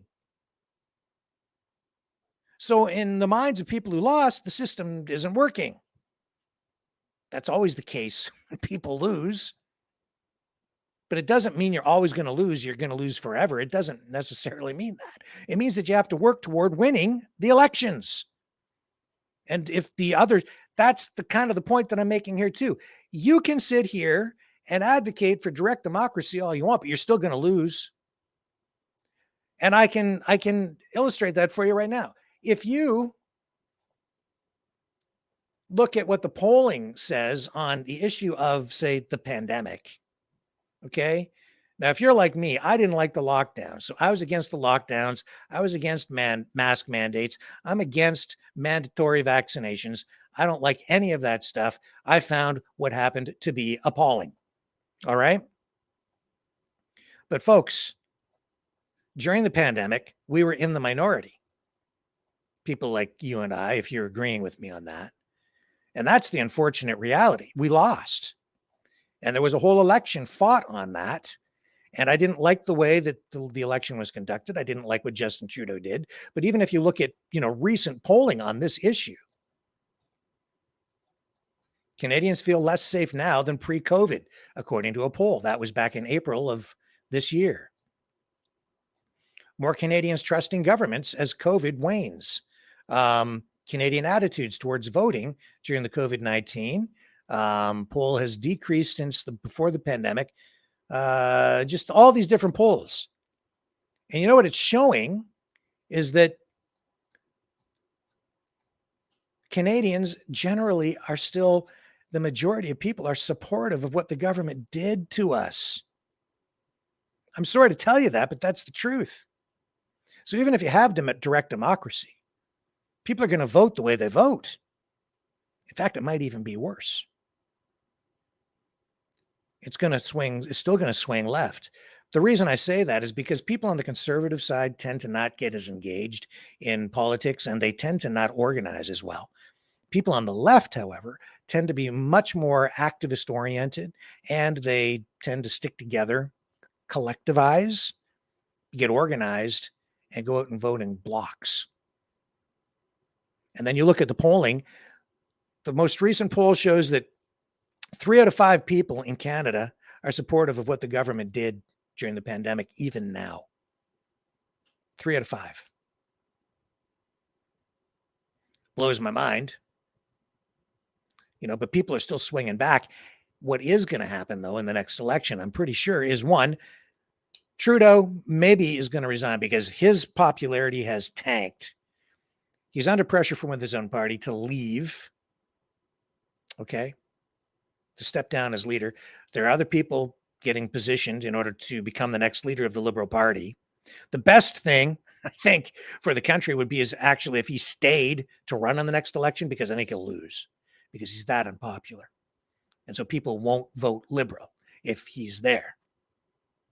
If they get a new leader, they've got a shot because of the polling that I'm showing you right now. Direct democracy is not going to fix that. The problem with the whole direct democracy movement here in Canada is that it's already falling apart. Indeed, what I have found out is that, and this is one of the reasons I haven't spoken to these folks. I was thinking of asking them to come on to talk about this tonight, but even though they're still accepting donations, I guess, through their website, the party is no more. Here's Elections Canada. So back in May of this year, the party was deregistered. The Chief Electoral Officer of Canada, Stephanie Perreault, has informed the party leader of the Direct Democracy Party of Canada that the party is deregistered effective May 31st, 2023.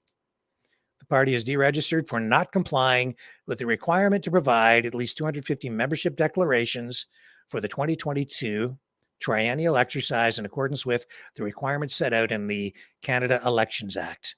The party may no longer issue tax receipts for contributions received after the effective date of its deregistration and is no longer entitled to any of the benefits of a registered party under the Act, including the use of the broadcasting time. Because every party is entitled to television time under Canadian law. A notice of the party's deregistration will be published in the Canadian Gazette, in the Canada Gazette, rather. So if you donate to them and you're expecting a tax receipt, you ain't going to get it. But I don't see anything on their website at this point indicating that they've been deregistered. Now, they can go back through the process and start all over again and recreate the party, but that whole movement right now is back to square one. So I would not recommend, personally, you do what you want, but I would say just what I said about donations to a party that is defunct. And the idea of direct democracy, I just find it very problematic. What are you going to do? You going to wake up every day? Are you going to spend your time watching, look, I don't know, what, getting online and participating in community debates on every single issue? You got to go to work. That's what these politicians are paid to do. They're there to go through budgets line by line by line. Even just a municipal budget, right? Municipal budget. Like, here's a notepad. Like, it's their binders this thick, a municipal budget. And councillors have to sit there and go through them line by line, line by line. And they sit through meeting after meeting after meeting after meeting. How much is going toward paying for this bridge? How much is going toward paying for the potholes on that road? What about,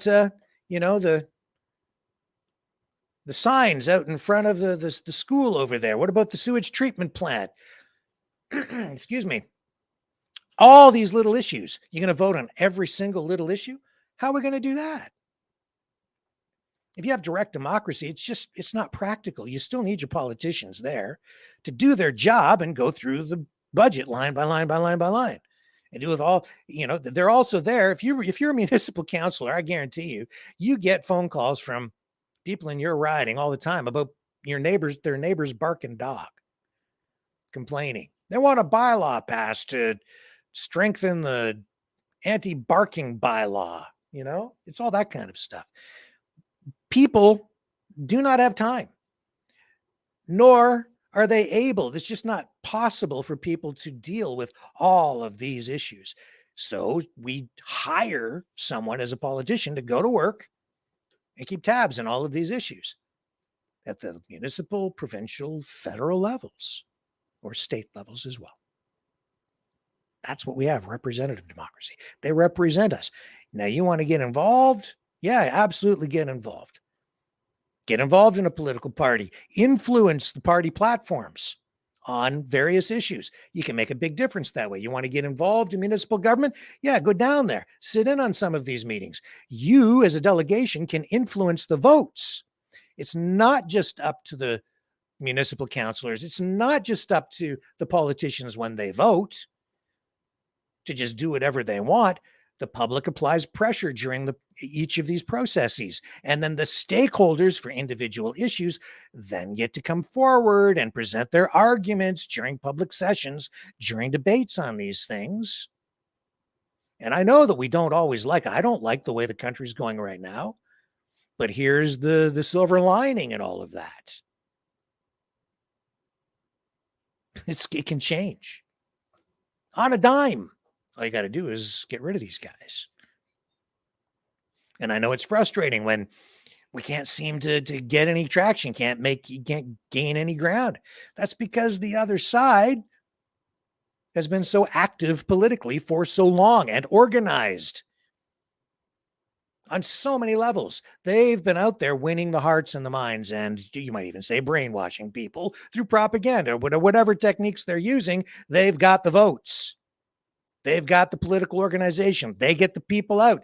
They get the busloads of people out there to go vote on voting day. They have the political machine. They have the whole political ideology.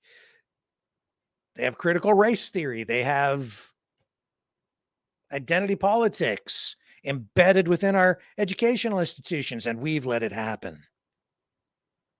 That's also politics. That's also democracy. That's not cheating. That's the way it's done. You want to win? You got to do the same thing. You're that pissed off about it? You're going to have to fight back that way. Otherwise, what are you going to do? The alternative to that, if you're not going to vote, well, I don't even want to talk about that. If you're that frustrated, then you and I are not on the same page at all.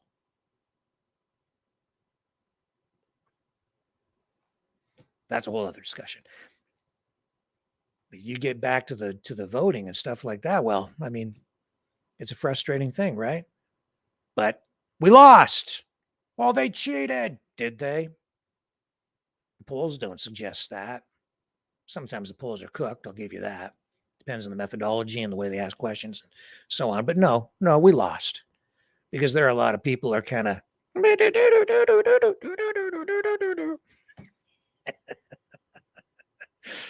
sorry, we lost because there are crazy people out there, or people are just, radicalized. And there are a lot of reasons for that: cultural, social, foreign influence, whatever. That's what we need to focus on more than anything is, purging the corruption, which is really from external forces. It's not just that it's not that the system is screwed. It's that people have been infiltrating the system. I've been trying to kind of tell everybody that. Follow the money, get change, more transparency on the finances of all of these politicians. Where did that guy get all that money? We better keep tabs on that and keep that guy accountable for that. And why is it that the prime minister, who makes about $380,000 a year, has so much money in the bank?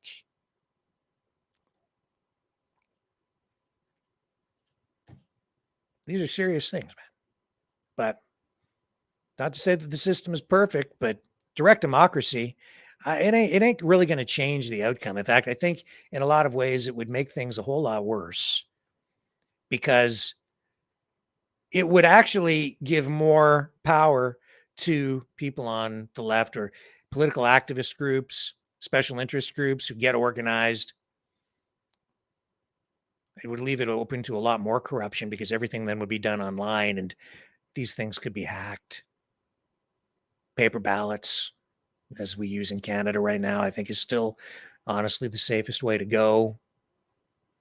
And you just don't have time. I don't have time to sit here and look at every single issue in depth and then vote on it. You'd have to sit and vote like every day in order to keep the business of government functioning.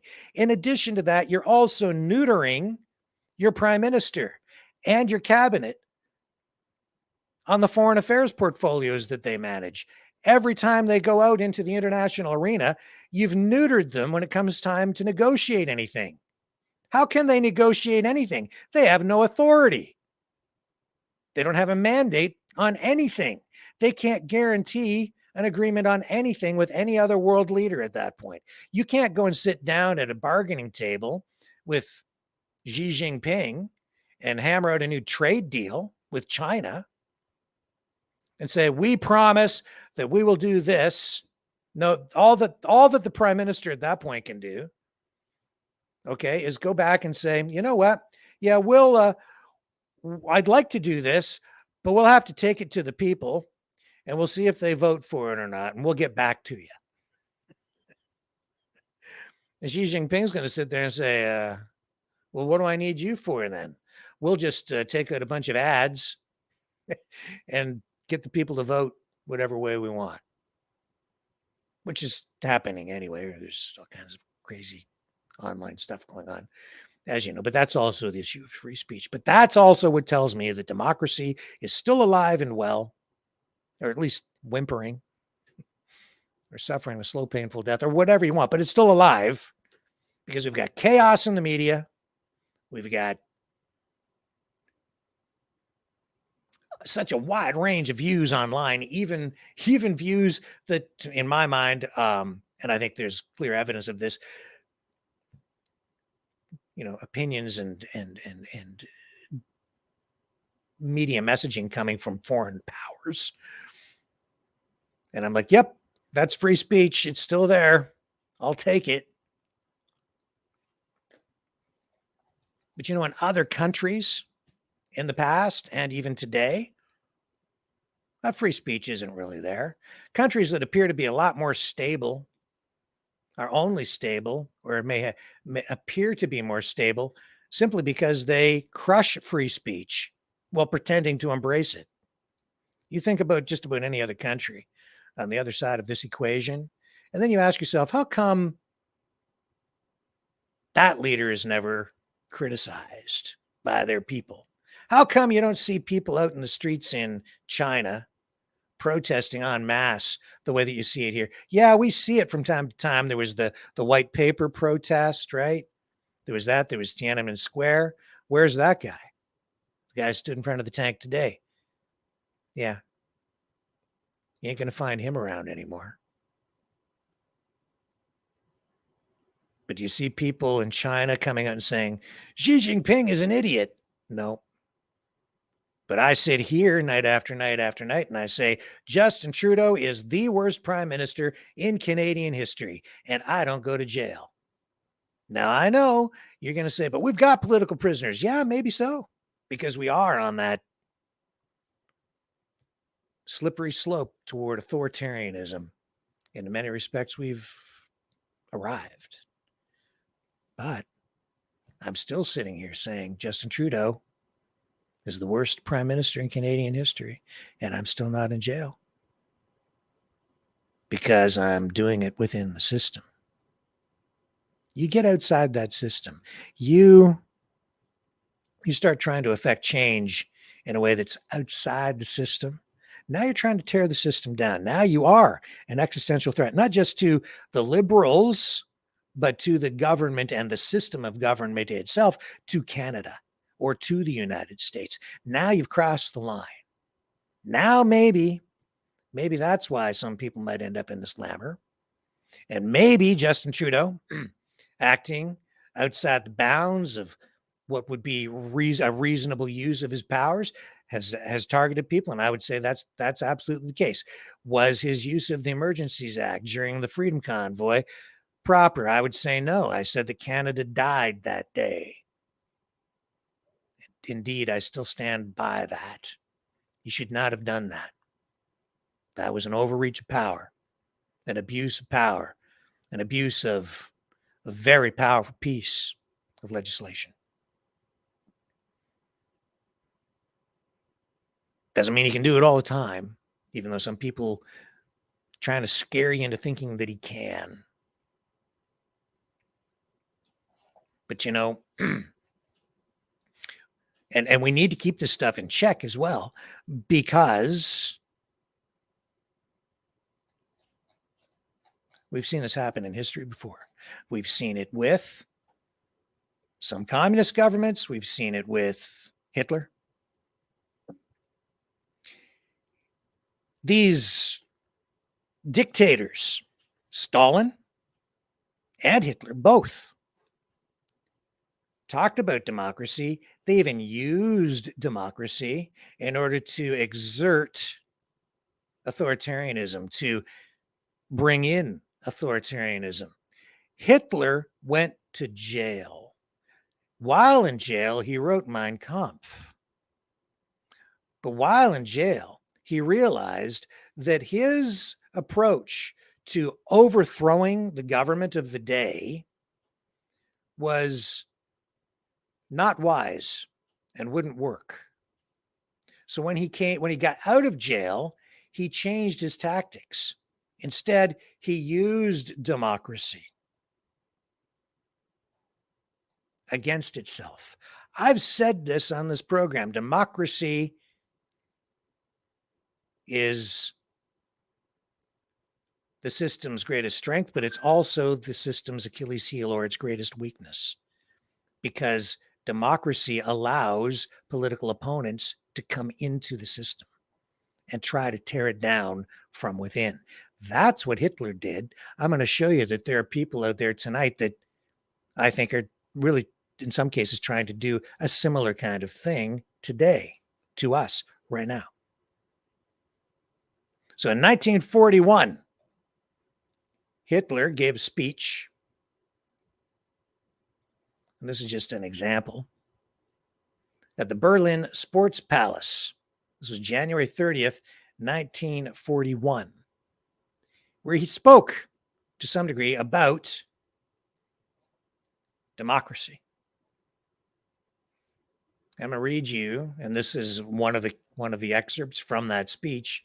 I'll read you some little snippets from what he had to say about this so that we can be on alert, okay?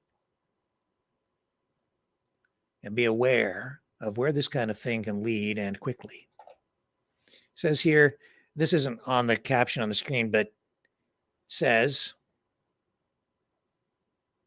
here, I'll just bring this down for a moment.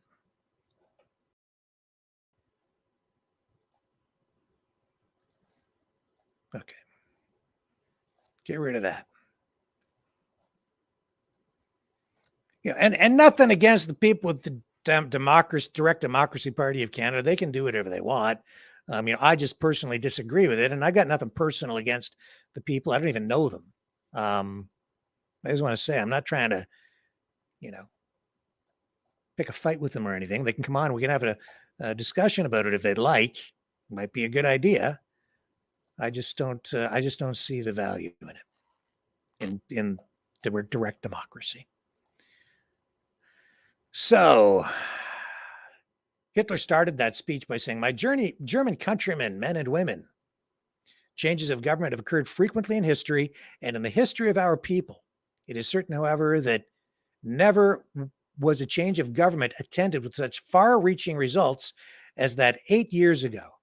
At that time, the situation of the Reich was desperate.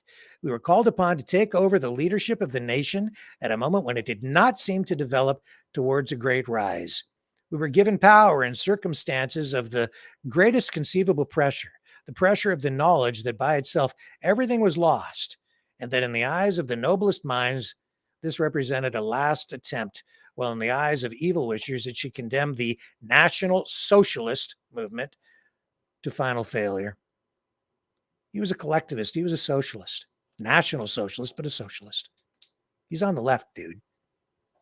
Unless the German nation could be saved by a miracle, the situation was bound to end in disaster, for during a period of 15 years, events had moved downwards without respite. On the other hand, the situation was only the result of the World War of the outcome of the World War, of our own internal political, moral, and military collapse. For these reasons, it is particularly important on a day like this to think back to the course of that entire national misfortune. He goes on, talks about the war, the economic problems, and he says here that 300 years earlier, England had gradually built her empire, not perhaps through the free will or the unanimous demonstrations of those affected. Let me bring this up so you can see what it is that I'm reading. This was his speech in 1941.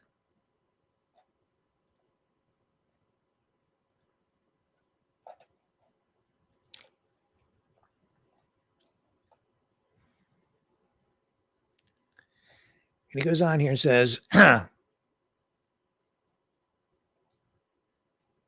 he talks about democracy, and I know from other speeches that he also says that in his mind, democracy didn't work because it always becomes diluted or comes down to the lowest common denominator, where at best you're getting a mediocre government. He, in his mind, wanted the elite to rule. He wanted, and said so in various speeches, that he wanted the best of the best to be at the head of government. And you couldn't rely on democracy to give you that. In fact, it would be it always diluted down the other way. So at best you kind of reached the mean, the medium level of efficiency in any system. So he says here, thus the National Socialist world of thought arose, which has overcome individualism. It's overcome individualism, he said. Which to me is horrifying because I believe in individual rights and freedoms. He's a collectivist, or was. But not by cutting, it says, has overcome individualism, but not by cutting down individual capacities or individual initiative, only by asserting that the common interest is superior to individual liberty. So collectivism trumps individual rights.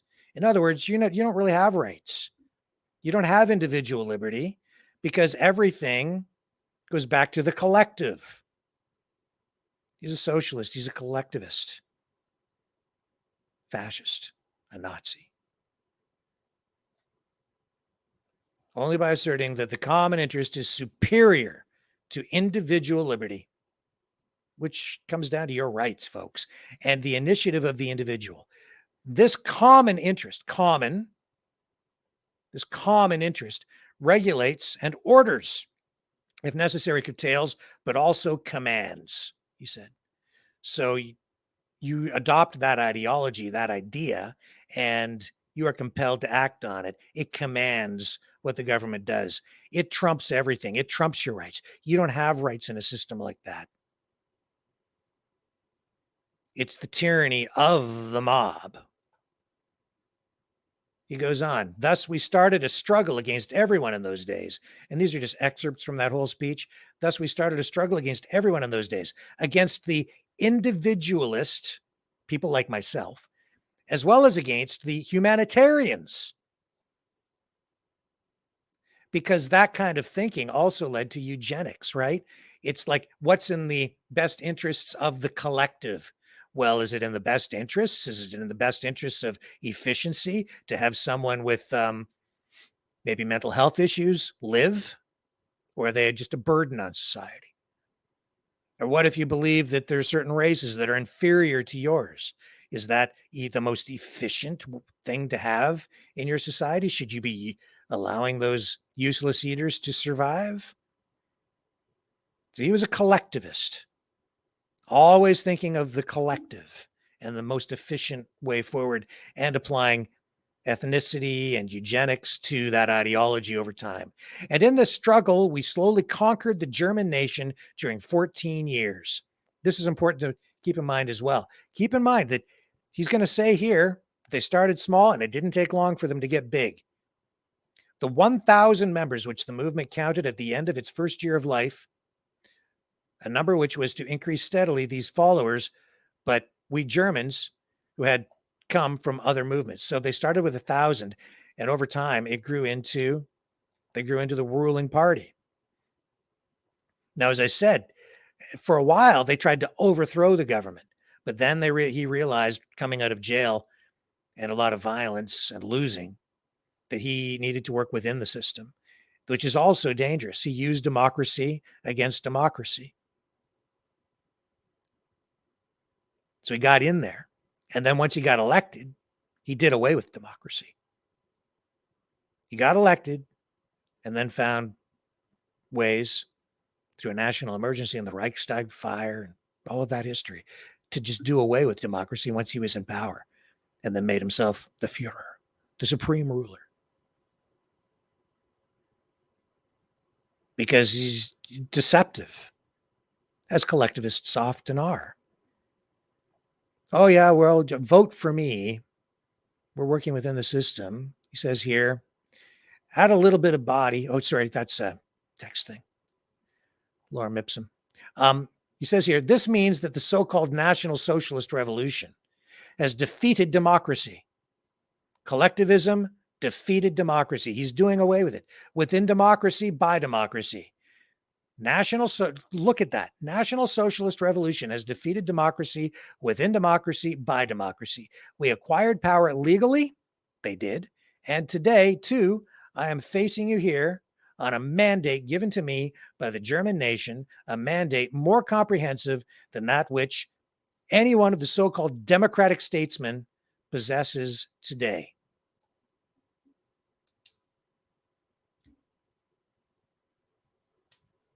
They did away with democracy.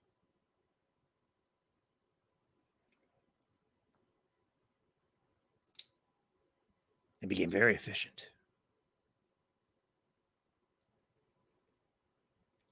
What about Stalin? Stalin as well. I mean, he also spoke highly of democracy, but only a certain kind of democracy. He delivered a speech on this issue as well.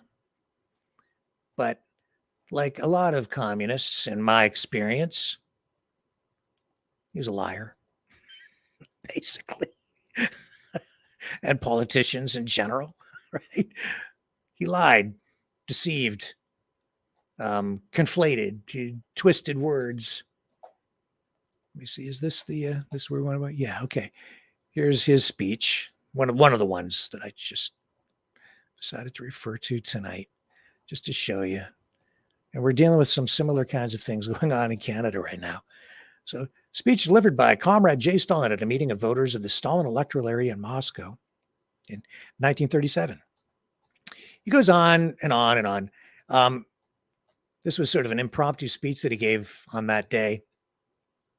And he, in here, talks about democracy and democracy in other countries, like in the United States, but was very critical of democracies in other countries, saying that the only true democracy was in his country because capitalism corrupts democracy.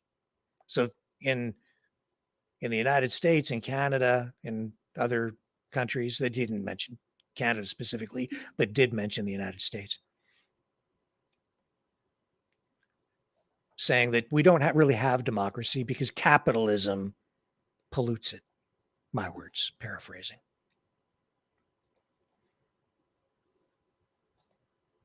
And then he actually makes reference to some things here that people right now in our country are calling for, like recall and things of that nature. So he says the electors, the people must demand that their deputies should remain equal to their tasks, that in their work they should not sink to the level of political Philistines, that in their posts they should remain political figures of the Lenin type, that as public figures they should be as clear and definite as Lenin was, that they should be fearless in battle and merciless toward the enemies of the people as Lenin, that they should be free from all panic, from all semblance of panic.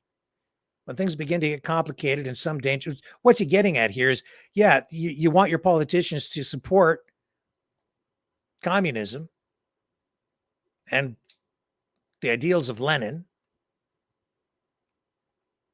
because what it boiled down to is what you ended up with essentially was a one-party system in the former Soviet Union. And then here he makes reference to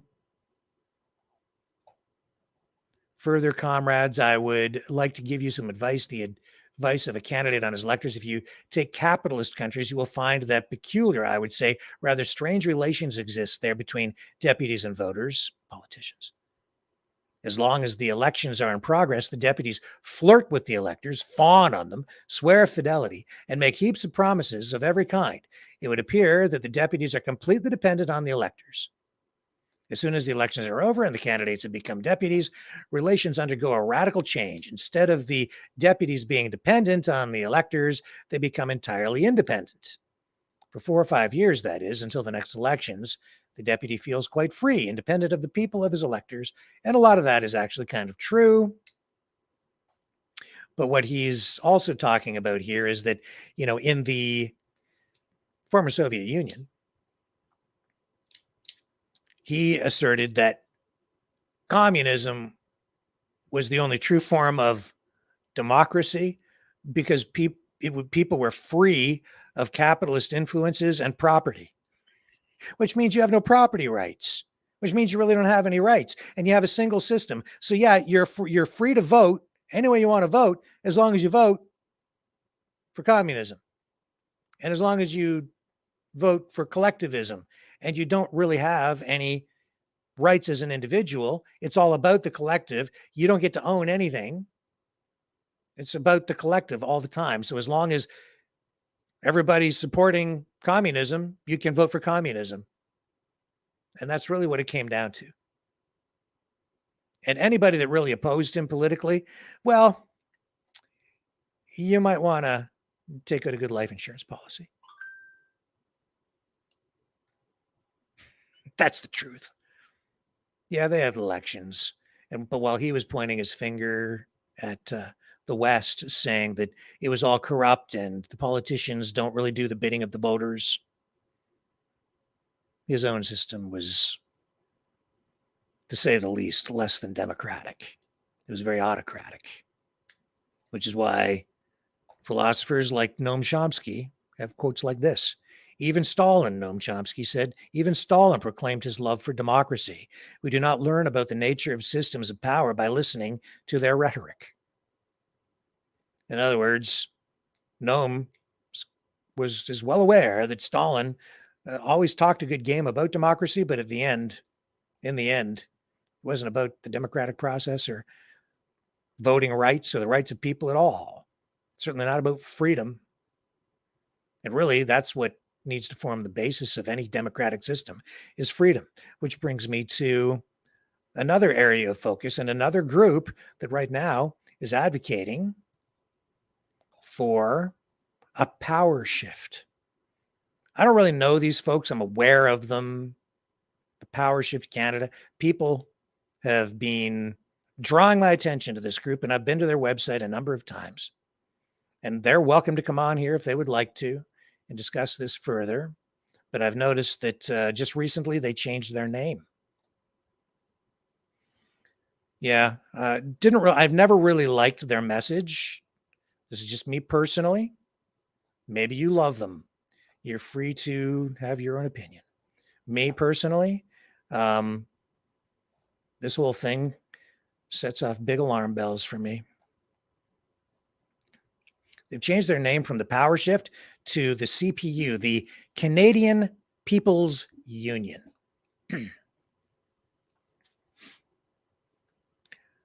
I think this is dangerous. Very, very dangerous. Personally. They are trying to get people to sign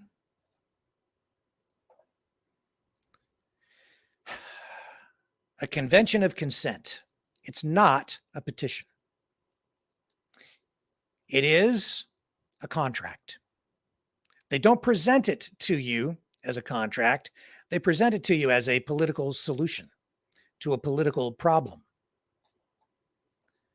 The people here are promoting collectivism. I would go so far to say as, even though they're not using the word, to me, this smacks of communism, veiled communism, or at best, very far left socialism, presented to you as a form of collective bargaining through something called a people's union, a Canadian people's union, as though they're going to advocate for you, for the Canadian people, for a new form of government by getting 50% plus one is all they say they need in order to effect a massive political change in this country. And they do have quite a few people who have signed this convention of consent. I would never sign that. Why would I, as an individual, with my individual rights and freedoms, sign a convention of consent, handing my authority over to them, signing over my rights as an individual to negotiate or advocate for myself as an individual, because I have rights through the Constitution that goes beyond the Constitution up to the guy in the sky. Why would I sign a contract with these guys to have them then act on my behalf through a convention of consent, signing over my rights, signing away my rights?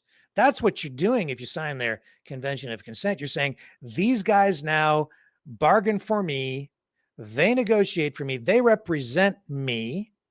I no longer represent myself. I give them my consent to effect a new convention to essentially shift the power to what they call freedom.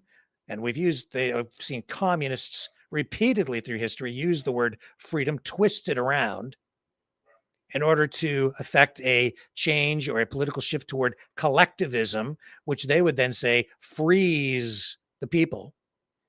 But in reality, what they're asking you to do is sign a piece of paper giving them the authority to act on your behalf. Collective bargaining or collective representation. You're not going to have any rights. You sign that, and if they come to power. What they're saying here through this website is that they need 50% plus one, represented by people in 7 provinces, in order to effectively take power in this country and force a change where they're saying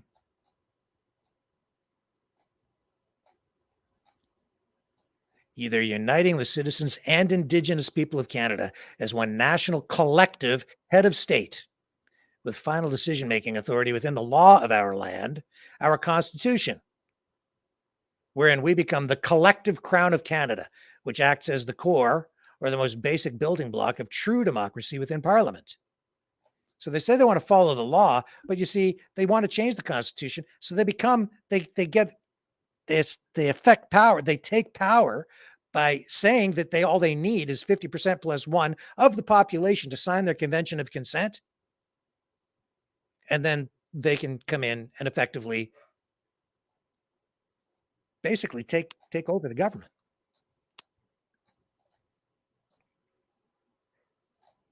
And of course, they want your money and, whatever. Okay, every political group does. So what's the mission?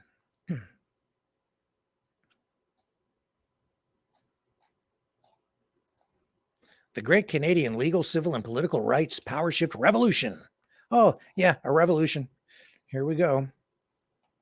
What kind of revolution? The power shift to freedom. Yeah, what kind of freedom? Oh, they say it's true freedom. I'm going to tell you that no, you will not have any rights. Under Joseph Stalin, you didn't have any rights either. You didn't have any property rights.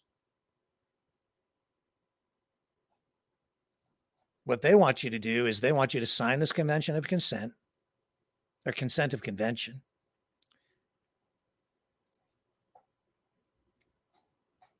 So they're going to correct the past, it says here. That means rewrite history, which is what we've been going through.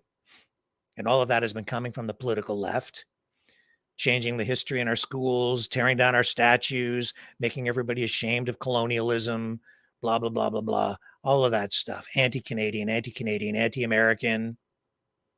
And then power shifting. That's where they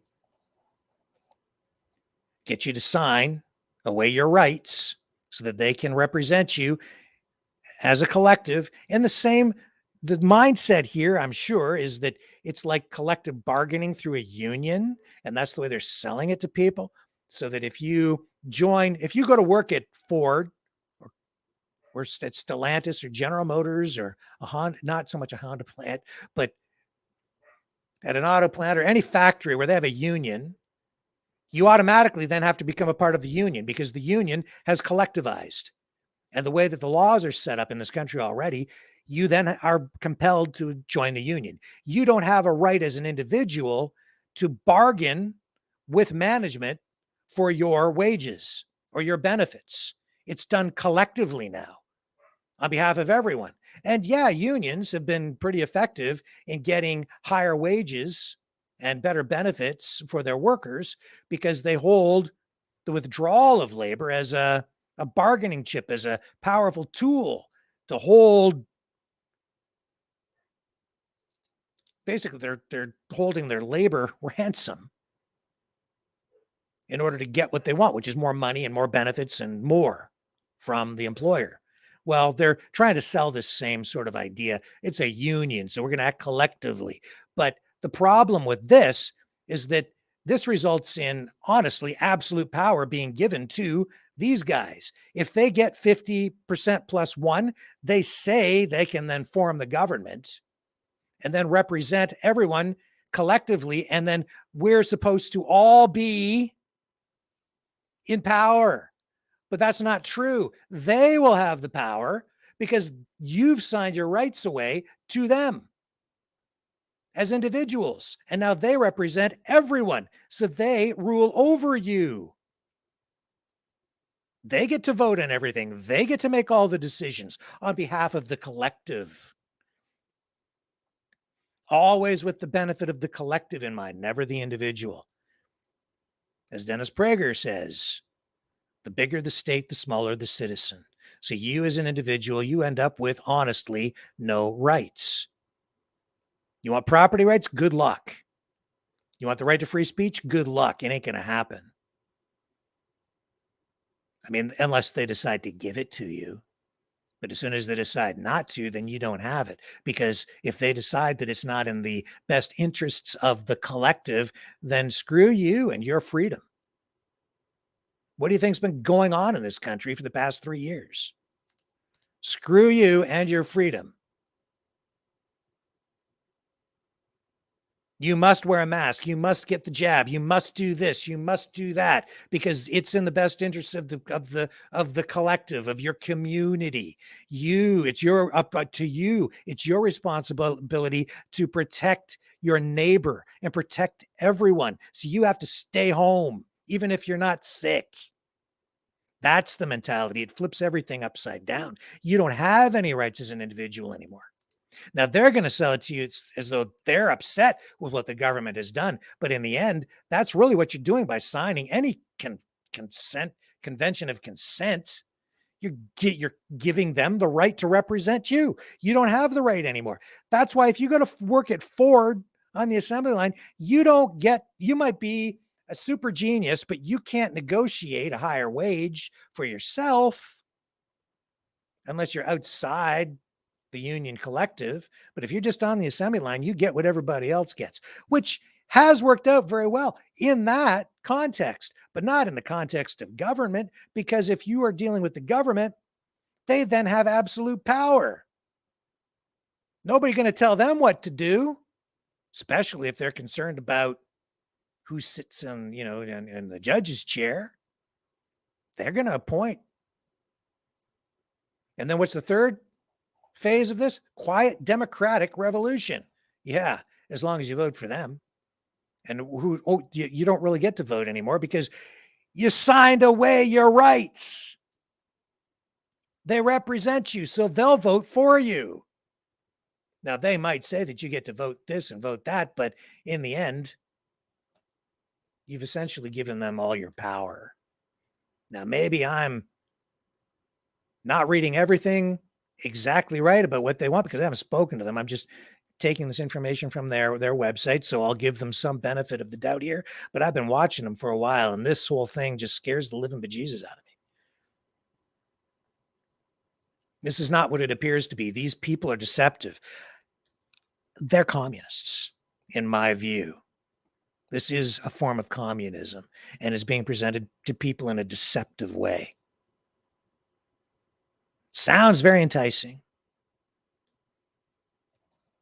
Very appealing, especially when we've gone through 3 years of lockdowns and isolation and people are angry and people, I think at this point, are willing to just latch on to or try anything different.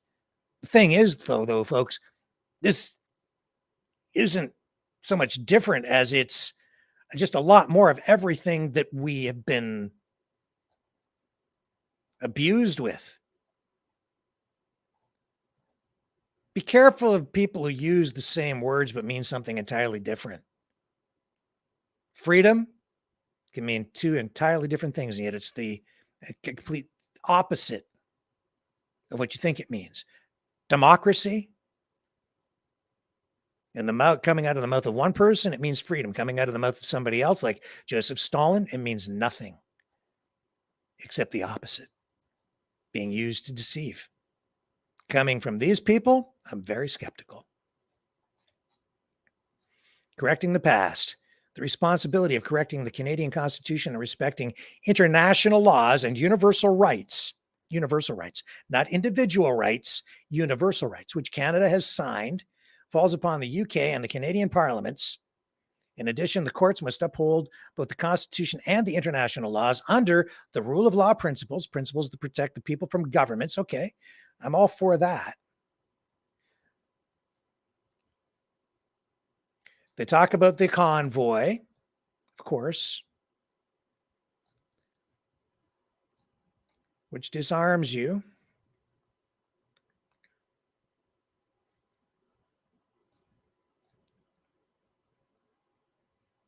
And then they say here on July 30th, 2022 in Ottawa, the CPU and its supporters stood up and activated our collective political and civil rights, not individual rights and freedoms, not individual liberty, collective political rights, which was a first step in initiating a dialogue with the UK and the Canadian governments. Prior to 2022, the CPU had also written to Minister of Justice David Lametti and various other officials hoping to shed light on the neglected state of democracy in Canada. Power shifting. They want to decouple, disengage from the monarchy. That's also a hallmark of communism, honestly, folks. Now, the United States did it, but they did it on the other side in the name of liberty. The collectivists, communists, also have a long-standing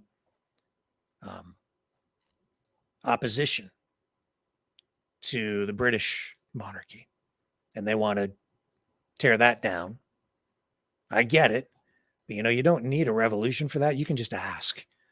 In fact, Britain has a long history now of saying, okay, sure, you don't want to be part of the monarchy anymore. Yeah, you don't have to be part of the Commonwealth. You can just disengage. And yet, even the countries that disengage, decouple, they still end up being part of the Commonwealth. It's mostly symbolic, regardless of what people tell you. And it's also another layer of protection against our countries becoming even further left and descending down that slippery slope toward more communism, which Joe Rogan is warning us about as well. And if you look at Jamaica, they've listened. Go back and listen to what the leader of Jamaica had to say during that meeting with Trudeau, and you'll see that government has gone far, far left as well, embracing the ideas of anti-colonialism. And all they did in order to decouple from the monarchy was say, can we just decouple? And they said, sure. You don't need to get violent about it or anything like that. It's not really that difficult. And this whole idea that they're going to empower First Nations, Indigenous peoples by creating this collective government, I would be extremely careful about all of that if I were any First Nations leader, because it's the treaties that are in place with the existing government, including the monarchy, that assure the sovereignty of these First Nations within the nation, the nation state of Canada. Nations within a nation. And it's all because of the treaties that are in place, agreements. But you tear it all down and you come in with something new, and you're starting from scratch. And I'm not so sure that as the power struggle emerges and something new is built, that First Nations will be respected in the way that people are hoping or even being promised, especially if it's all about the collective good. It might not be about the good of the minority, like First Nations. Do you hear what I'm saying?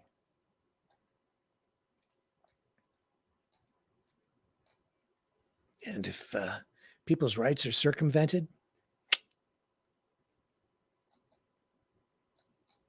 the quiet democratic revolution in Canada, what would happen after we win? Okay? So this isn't about putting pressure on the government to make change within government, having the government of the day make changes. This is about becoming the government. The collective people would oversee the governance of their country. That's communism. 365 days a year. Canada could finally use democratic types benefiting its people, such as policy democracy, community democracy, direct democracy, there it is again, participatory democracy, rather than the current parliamentary democracy, which is a democracy for parliamentarians only. Not true. Canadians and Indigenous peoples would need to take individual responsibility to move from apathetic voters to becoming informed and involved. We've already discussed the pitfalls in that and why it's not entirely practical to expect people to vote on every damn issue. The politicians of today, holding all the power without responsibility, would shift to working for the people in their respective constituency. Party priorities, as Professor Lyon put it in his book, would be replaced by priorities that citizens and their representatives would develop together. Politicians would not be the sole decision makers, as in partocracy. The decisions would be in the hands of communities, making their needs known, and from there, policy would be determined. Finally, the true transparency of decisions and subsequent actions would be a historical moment for Canada and its citizens, reflecting a nation that is informed and involved in its decision-making processes. Would they? Would people suddenly become more engaged just because these guys took power? Really? We have less than 40% of the people coming out to vote right now in elections in a free and democratic society and a parliamentary system. But now suddenly you think that people are going to become so engaged that they're just going to start, participating in every vote every other day or every day, waking up and spending their time just watching everything going on online on the parliamentary channel. Only it's not the parliamentary channel anymore. It's now the Canadian People's Union channel, where you have only one party, the Union Party, and you get to vote as long as what? It's in the collective best interest, but maybe not in yours. So you get to vote, but vote for what and how? And how does all that really work? It's collectivism. Anyway,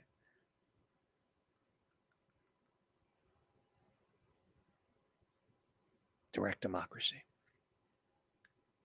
A lot of these things seem very appealing, but I would say be careful about throwing the baby out with the bathwater. Be careful. You really want to tear it all down? I'll submit to you tonight that if we were to do that, we would sure miss it when it's gone. Because I miss it already. Because I feel like it's already gone. Still there. Feel like we can get it back and make it better. I don't want to tear it all down. I want it back. I want all this craziness to stop somehow. I know it won't, but we need to get our hands around that and control some of this craziness. Minimize it. Figure it out. We need our country. I love my country. I don't want to destroy my country. I just see a lot of people trying to tear it all down and bring in something that I'm not seeing anything that appeals to me. I'm seeing a lot of big government, a lot of government control. I see a lot of erosion, further erosion of rights. I don't see anybody protecting my rights as an individual in any of these scenarios. I'm not up for it, man. Not me. What's that make me? A libertarian? Conservative? A conservative libertarian? I don't know. Classical liberal? Somebody in the middle? It's interesting, you know, these world dictators, world figures who have employed fascism, Nazism, communism. Suddenly you read their speeches and they all seem to think they were in the middle at the time, but clearly not. We're on the precipice here. People are being deceived to the point where people are so desperate, so angry, so upset, they're ready to just sign anything. They're telling you too, oh, it's free. It's not a petition, they say. It's not a petition, but it's free. All you have to do is sign. Here's a solution. Oh, all I've signed? Be careful what you sign. Didn't anybody ever tell you to read very carefully and understand any contract before you read it? Be really careful. My experience with people or collectivists is that they, generally speaking, especially if they're actual communists, they don't generally come out and tell you that they're communists. If they're a Nazi, they generally don't come right out initially and tell you that they're a Nazi, because it just doesn't fly in Canada. Either one of those things. No, they reel you in. They kind of hook you, and then they reel you in.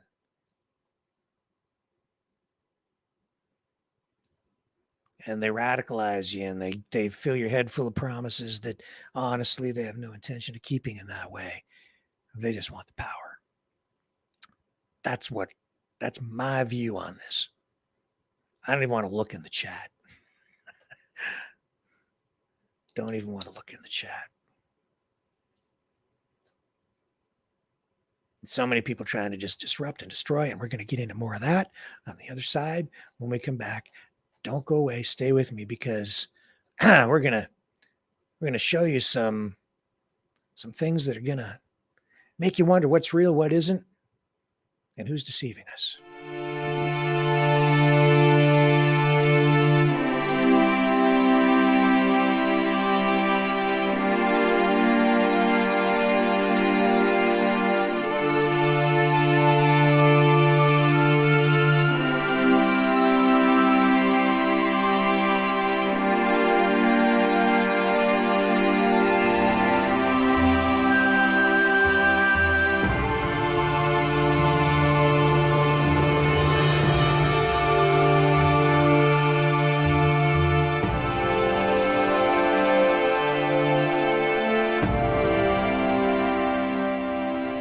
Maverick News.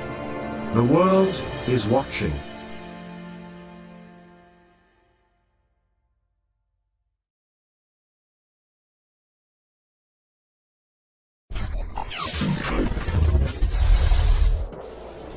The sharing of biased and false news has become all too common on social media. More alarmingly, some media outlets simply aren't true without checking facts first. Unfortunately, some members of media use their platforms to push their own personal bias and agenda to control exactly what people think, and this is extremely dangerous to our democracy. In an ocean of lies a century deep, the truth awaits. Choose not the red pill. Choose not the blue pill. For both are an illusion. Discover the power of M. The power of individuality. We are Mavericks. We are the way to the light. Fear not the storm. Join our quest for truth. Truth will set you free. Maverick News. The world is watching. All right, I'm back. And do you know who that guy is? That's Christopher Reeve. That is Superman.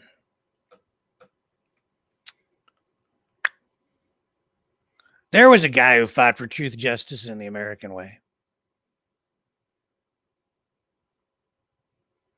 And Christopher Reeve, turns out was not a man of steel. He suffered a serious horseback riding accident, ended up paralyzed, as we all know, and apparently passed away. And yet, as all this weirdness has been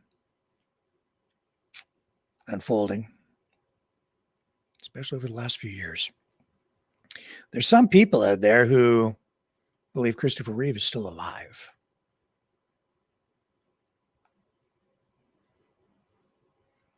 It's just even in the last few days, because of that house explosion, the shootings, I've had people saying, Christopher Reeve's still alive. So I started thinking about this, And I thought, I don't know. Don't know if I believe that. There's a picture of Christopher Reeve. Okay. There's one. And then there's also this guy. People are saying this guy is actually Christopher Reeve. Today. That's Christopher Reeve today, they say. I don't know what his name is. Not sure where all this is exactly coming from yet. But people keep sending me this. There's Christopher Reeve before his accident. There's this guy. Is that Christopher Reeve?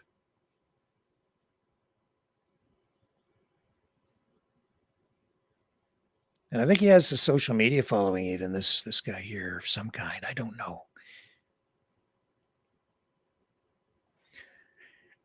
So then I got to thinking, being the investigative journalist that I am, I have access to technology like a lot of people do, and new technology. And I thought, if that's really Christopher Reeve, there's a way we can determine that. Facial recognition. So I thought, let's try this out tonight together. And we'll see if Christopher Reeve and some of these other people who are supposed to be still alive, who have been told are dead, are actually alive or dead. Or at least if the people claim that there are doubles or whatever, then using some of this facial recognition technology, let's put it to the test. So I've already done this one, and this is what I found out. This is Christopher Reeve. This is the photo that people keep sending to me. And there are videos of this guy out there as well, apparently. But is this Christopher Reeve? I used facial recognition technology, compared the two photos to see if it is indeed the same person, and this is what the result was. Face similarity ratio, 52%. The two photos, it's not the same person.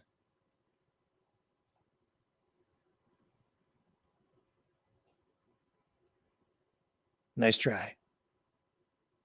So according to facial recognition technology, which is highly accurate, apparently within 99, 98, 99%. That's Christopher Reeve. And this dude is not Christopher Reeve.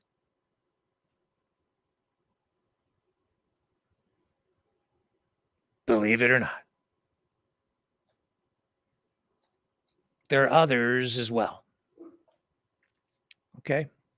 So Justin Trudeau. We keep hearing that Justin Trudeau has doubles. I was told this past week by someone that he has been executed at Gitmo after standing trial in front of some sort of international tribunal, and he's now dead, and that it's not the real Justin Trudeau, and that it hasn't been Justin Trudeau for a long time in power. So these are two of the photos that people keep sending me. Excuse me again, saying that these guys, that this is the old Trudeau and this is the new Trudeau, and there's more than one. So this is the old Trudeau, and this is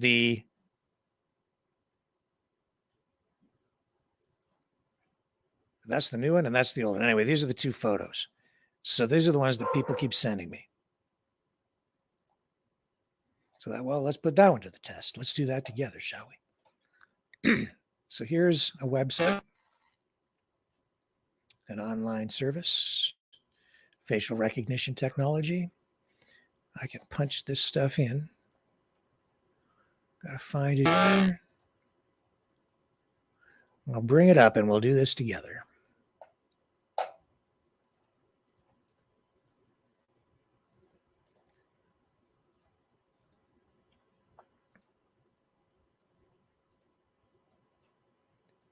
Where did it go?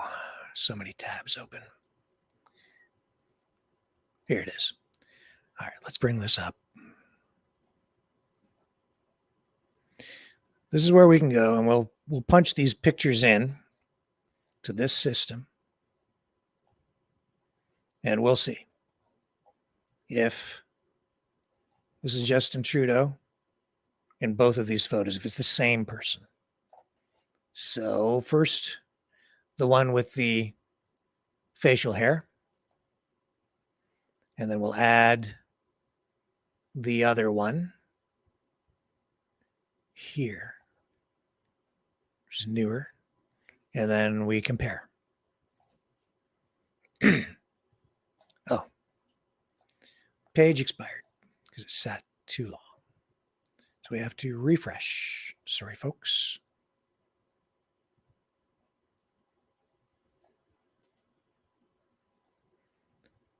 Not letting me refresh. I'll have to go over here. My apologies.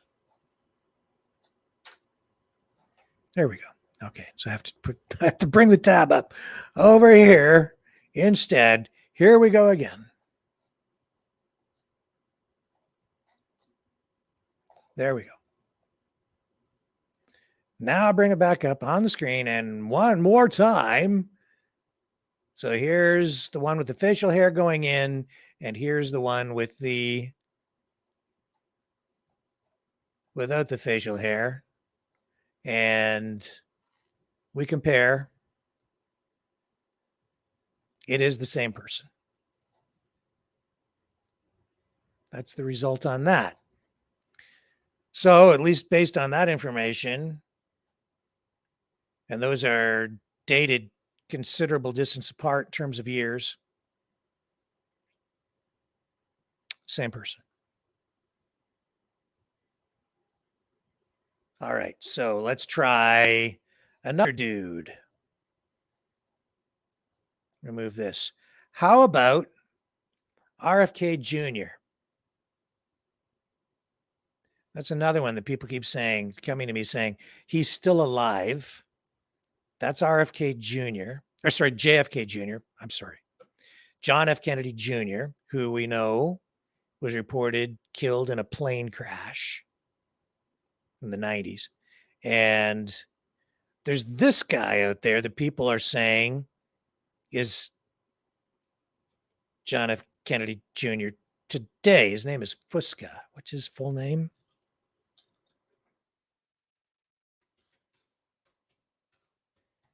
Vince Fusca.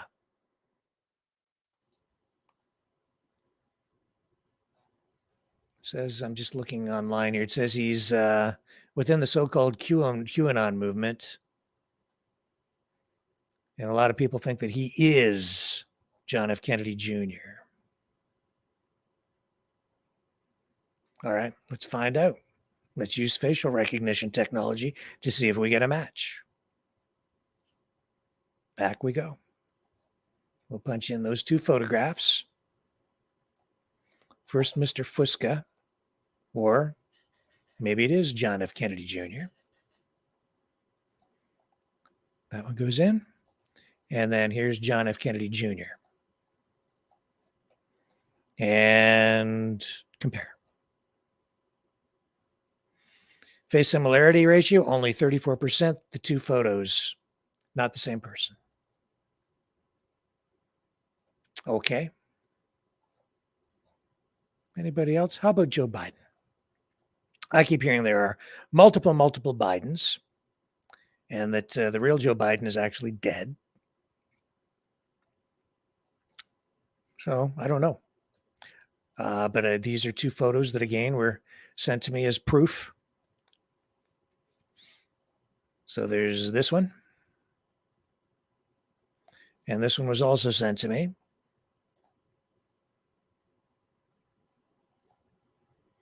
These two. And I have to confess that, there was that one news conference he gave in particular where he seemed to, his eye movements and things seemed very unnatural. He seemed different. His voice seemed different. I have to admit, I don't know about that one. But anyway, I don't have a photograph of that. These are the ones that were sent. So we'll do it with these. And we'll see where this goes. Okay, I got to bring that back up. All right. So Biden.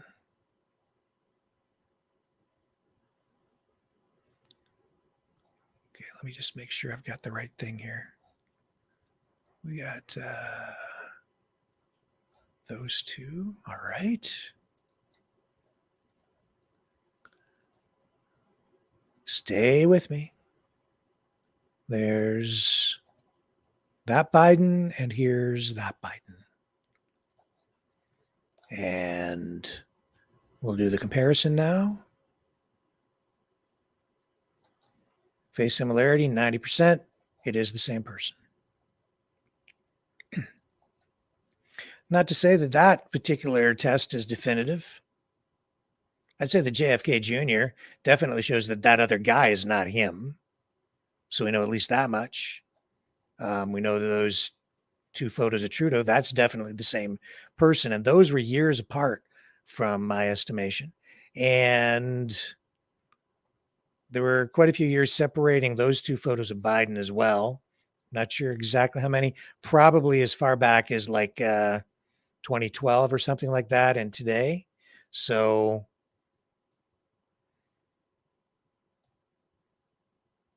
we know that the current Biden is, at least the one that we seem to be seeing, is the same one.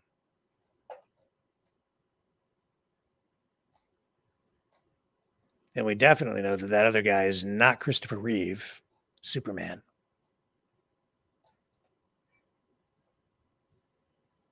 So take that for what it's worth. Those are the photos that have been sent to me lately. And I'm inclined to go with the technology and say, yeah, I think that that's probably accurate. Is it the definitive last word on any of this? Surely not.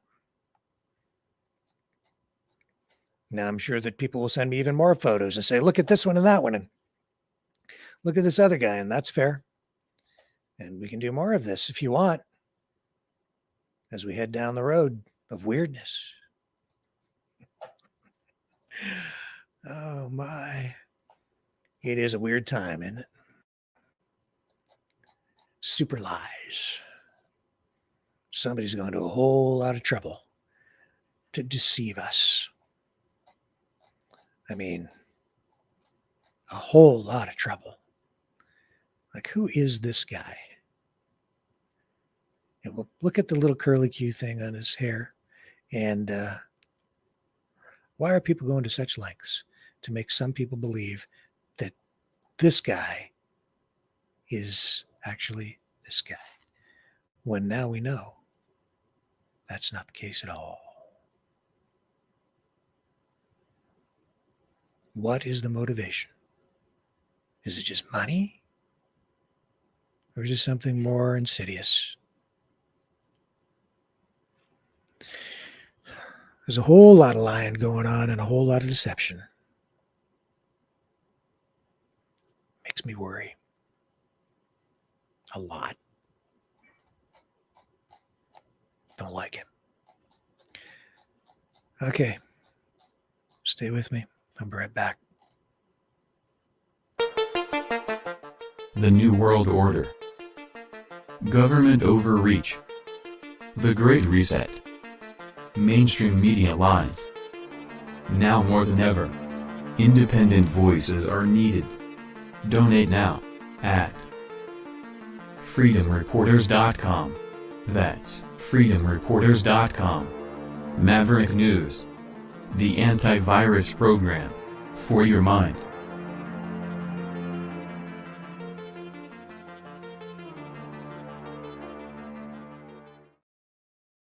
And just before we get into these final stories of the night, that is a reminder that you can support the show by donating at maverickdonations.com, or you can also support us and free speech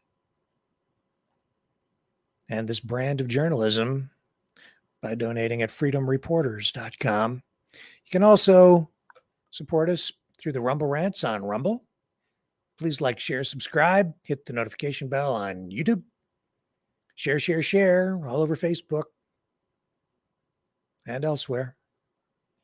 And we will be uploading to all the other platforms that we're not live streaming to, but we do have the archived material there for anybody that misses an episode or whatever on CloudHub and BitChute and YouTube and Brighteon and others. We're on the podcast circuit, Apple, whatever, and the iTunes thing and the blah, blah, blah. And I don't even know all the places we go. We're also on a television network, a Canadian, Freedom TV or something. They have a bunch of freedom-based programs on there. And that's on Roku, apparently. So we're being carried over there too. So you can pick us up that way. Anyway, yeah. So what else are we going to talk about tonight? We've got this situation, which actually goes back a ways, but it was drawn to my attention today. The Ericsson company, which deals with, cell phone towers, 5G technology. They got hammered, eh? They're Swedish based, but they got hit by the Department of Justice in the US for paying money to ISIS and terrorist groups in the Middle East. They also tried to conceal the probe into their activities in these countries. And basically what they were doing, here's one of many stories now done on this, and we're telling you about it here tonight because it kind of plays into the SNC Lavalin thing in an indirect way, not direct, but indirect. Ericsson fined $207 million for concealing internal probe into bribes paid to ISIS. So what this company was doing, from what I gather from the information released, is they were paying off terrorists in the Middle East who were basically blocking access to areas where they were going in to do work to set up cell phone towers and install other communications infrastructure. And the company didn't want to give up the work, so they just paid off the terrorists. Tons of money, millions and millions of dollars in totality. And the company also knew that this was risky, that the people doing the work that they were sending in there were in danger. And in some cases, the people ended up being kidnapped. And the company went ahead and did this stuff anyway. And of course, the money going into these terrorist groups, of course, used for terrorist activities. Why would they do it? Well, I would suggest to you that because there is no rule of law. They don't have peace, order, and good government there. They have chaos. They have, to some degree, well, no, they just have authoritarianism, terrorism. And if these companies want to do the work, they've got to pay the fee. They got to pay the toll. And so who's really in charge in, say, Iraq, where a lot of this stuff was going on? Not the Iraqi government, it was the terrorists. So Erickson said, okay, well, we have contracts. We're going to get this work done. Okay, we'll pay you off. And then in some cases, the terrorists are saying, well, you pay us off. And then those border guards over there, we'll make sure you don't even have to see them. So that's what was going on. And do you remember the SNC-Lavalin scandal? I think a lot of people are aware that there was a scandal in Canada involving SNC-Lavalin, a Canadian company, and Trudeau and Jody Wilson-Raybould and the legal problems that came as a result of that. And that all connected to international contracts as well.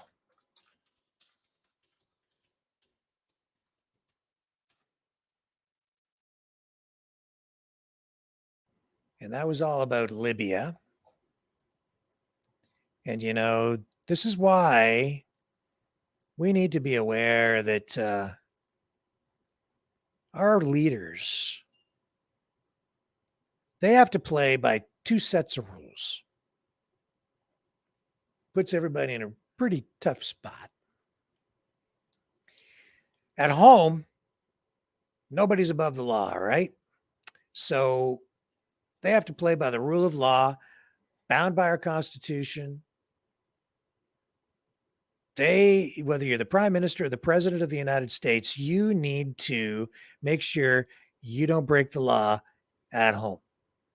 But when you're out dealing with foreign affairs in other countries, or even if you're the head of a big company or you're out in another country, you kind of you have some rules from back home that you still have to follow, but you are also in an international environment. And the laws of whatever country you're in really apply. And there's international laws that also apply. And in international law, it's really kind of the law of the jungle. Even though the United Nations, NATO, they're trying to effect a new rules-based order, which is to say that they're trying to put the rule of law in place internationally so that everybody knows what the rules are that everybody has to play by. But the truth of the matter is, in the international arena, the guy with the most guns wins. The guy with the most guns rules. So you get into another country where you've got terrorist groups, there is no rules-based international order. It's their way or the highway. And if you want to do business, you pay the ransom. But if you're paying the ransom, you're kind of breaking the rules back home because you're not supposed to be supporting a terrorist group.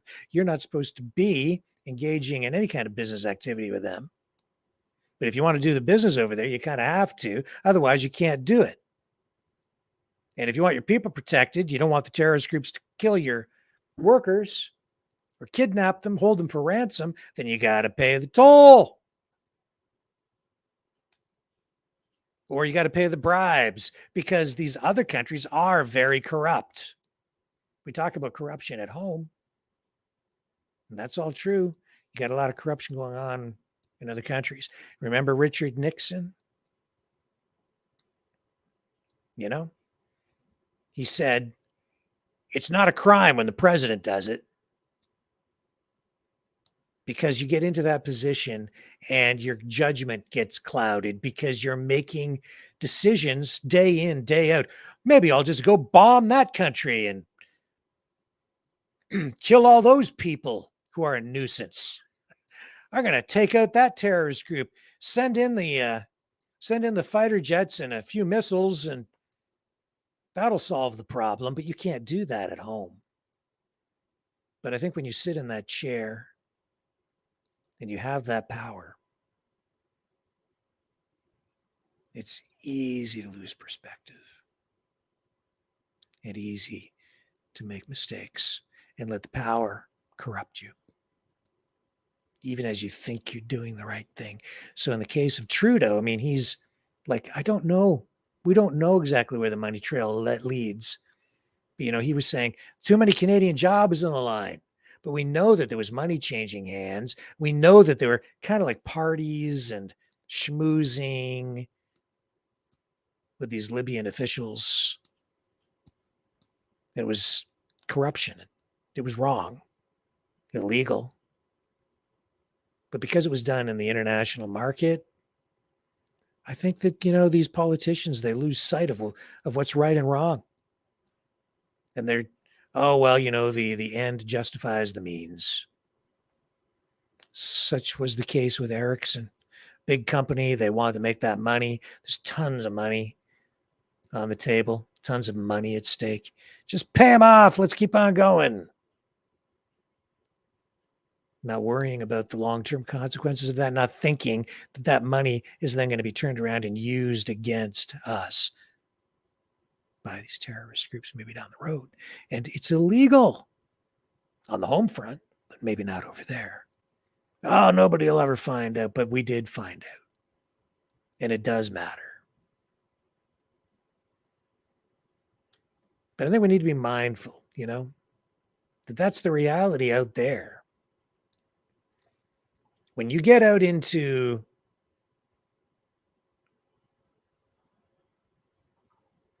an area of, you know, relationships internationally between countries or even terrorist groups,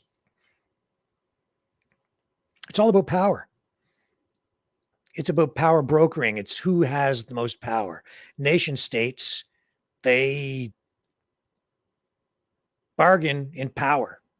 You need to be powerful so that nobody messes with you, so you have influence. That's why countries pursue the development and acquisition of nuclear weapons. It makes them powerful. It gives them a seat at that nuclear club house table to negotiate to get better things for their country. Makes them powerful. You don't have the nukes. You don't have weapons of mass destruction. You don't get a seat at that table. You get told what to do. And if you do get them and you're told to give them up, you might just be in peril yourself if you're a leader. That story just brought all of that to mind, especially as we're sitting here talking about direct democracy and rule of law and individual rights and freedoms versus collectivism. You get out beyond the borders of Canada and the United States, and it's the law of the jungle. That's the truth. Nobody's coming to save you out there, man. There are no rights except the rights that you have through your power. And that's ultimately what protects us as well from tyrannical authoritarians who seek to destroy what we have and come here and take it all away from us. Some of them might try to do it using kinetic warfare, the power of the gun, the power of the bomb. But these days, I'm not so sure.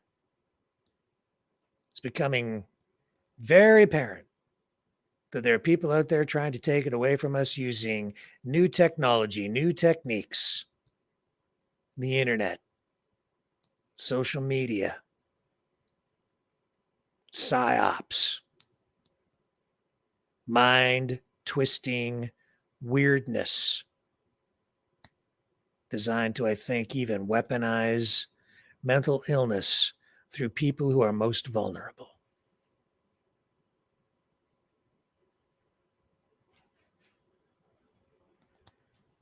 Man.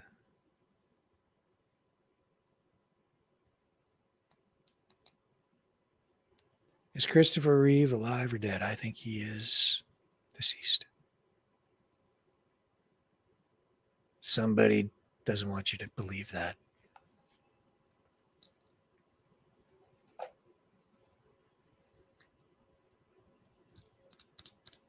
Is it related to everything else we spoke about tonight? Yeah, I think so. I think that is related to exploding cars and exploding houses. And I think it's related to the social media posts that accompany all of that online, which is related to all of the propaganda and information warfare that comes out of now Israel, from Hamas, from Ukraine, from the Russians, China. It's all connected, man.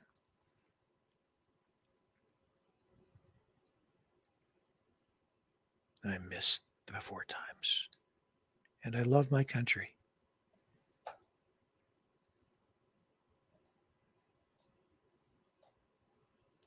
Don't let it slip away, folks. It's still there. Let's grab a hold of it. Bring it back. Make it better. Because if we don't, we're going to miss it when it's gone for good. Love all you guys. We're going to make it. The journey continues tomorrow, 6 p.m. Eastern Standard Time. Catch you then on the flip side.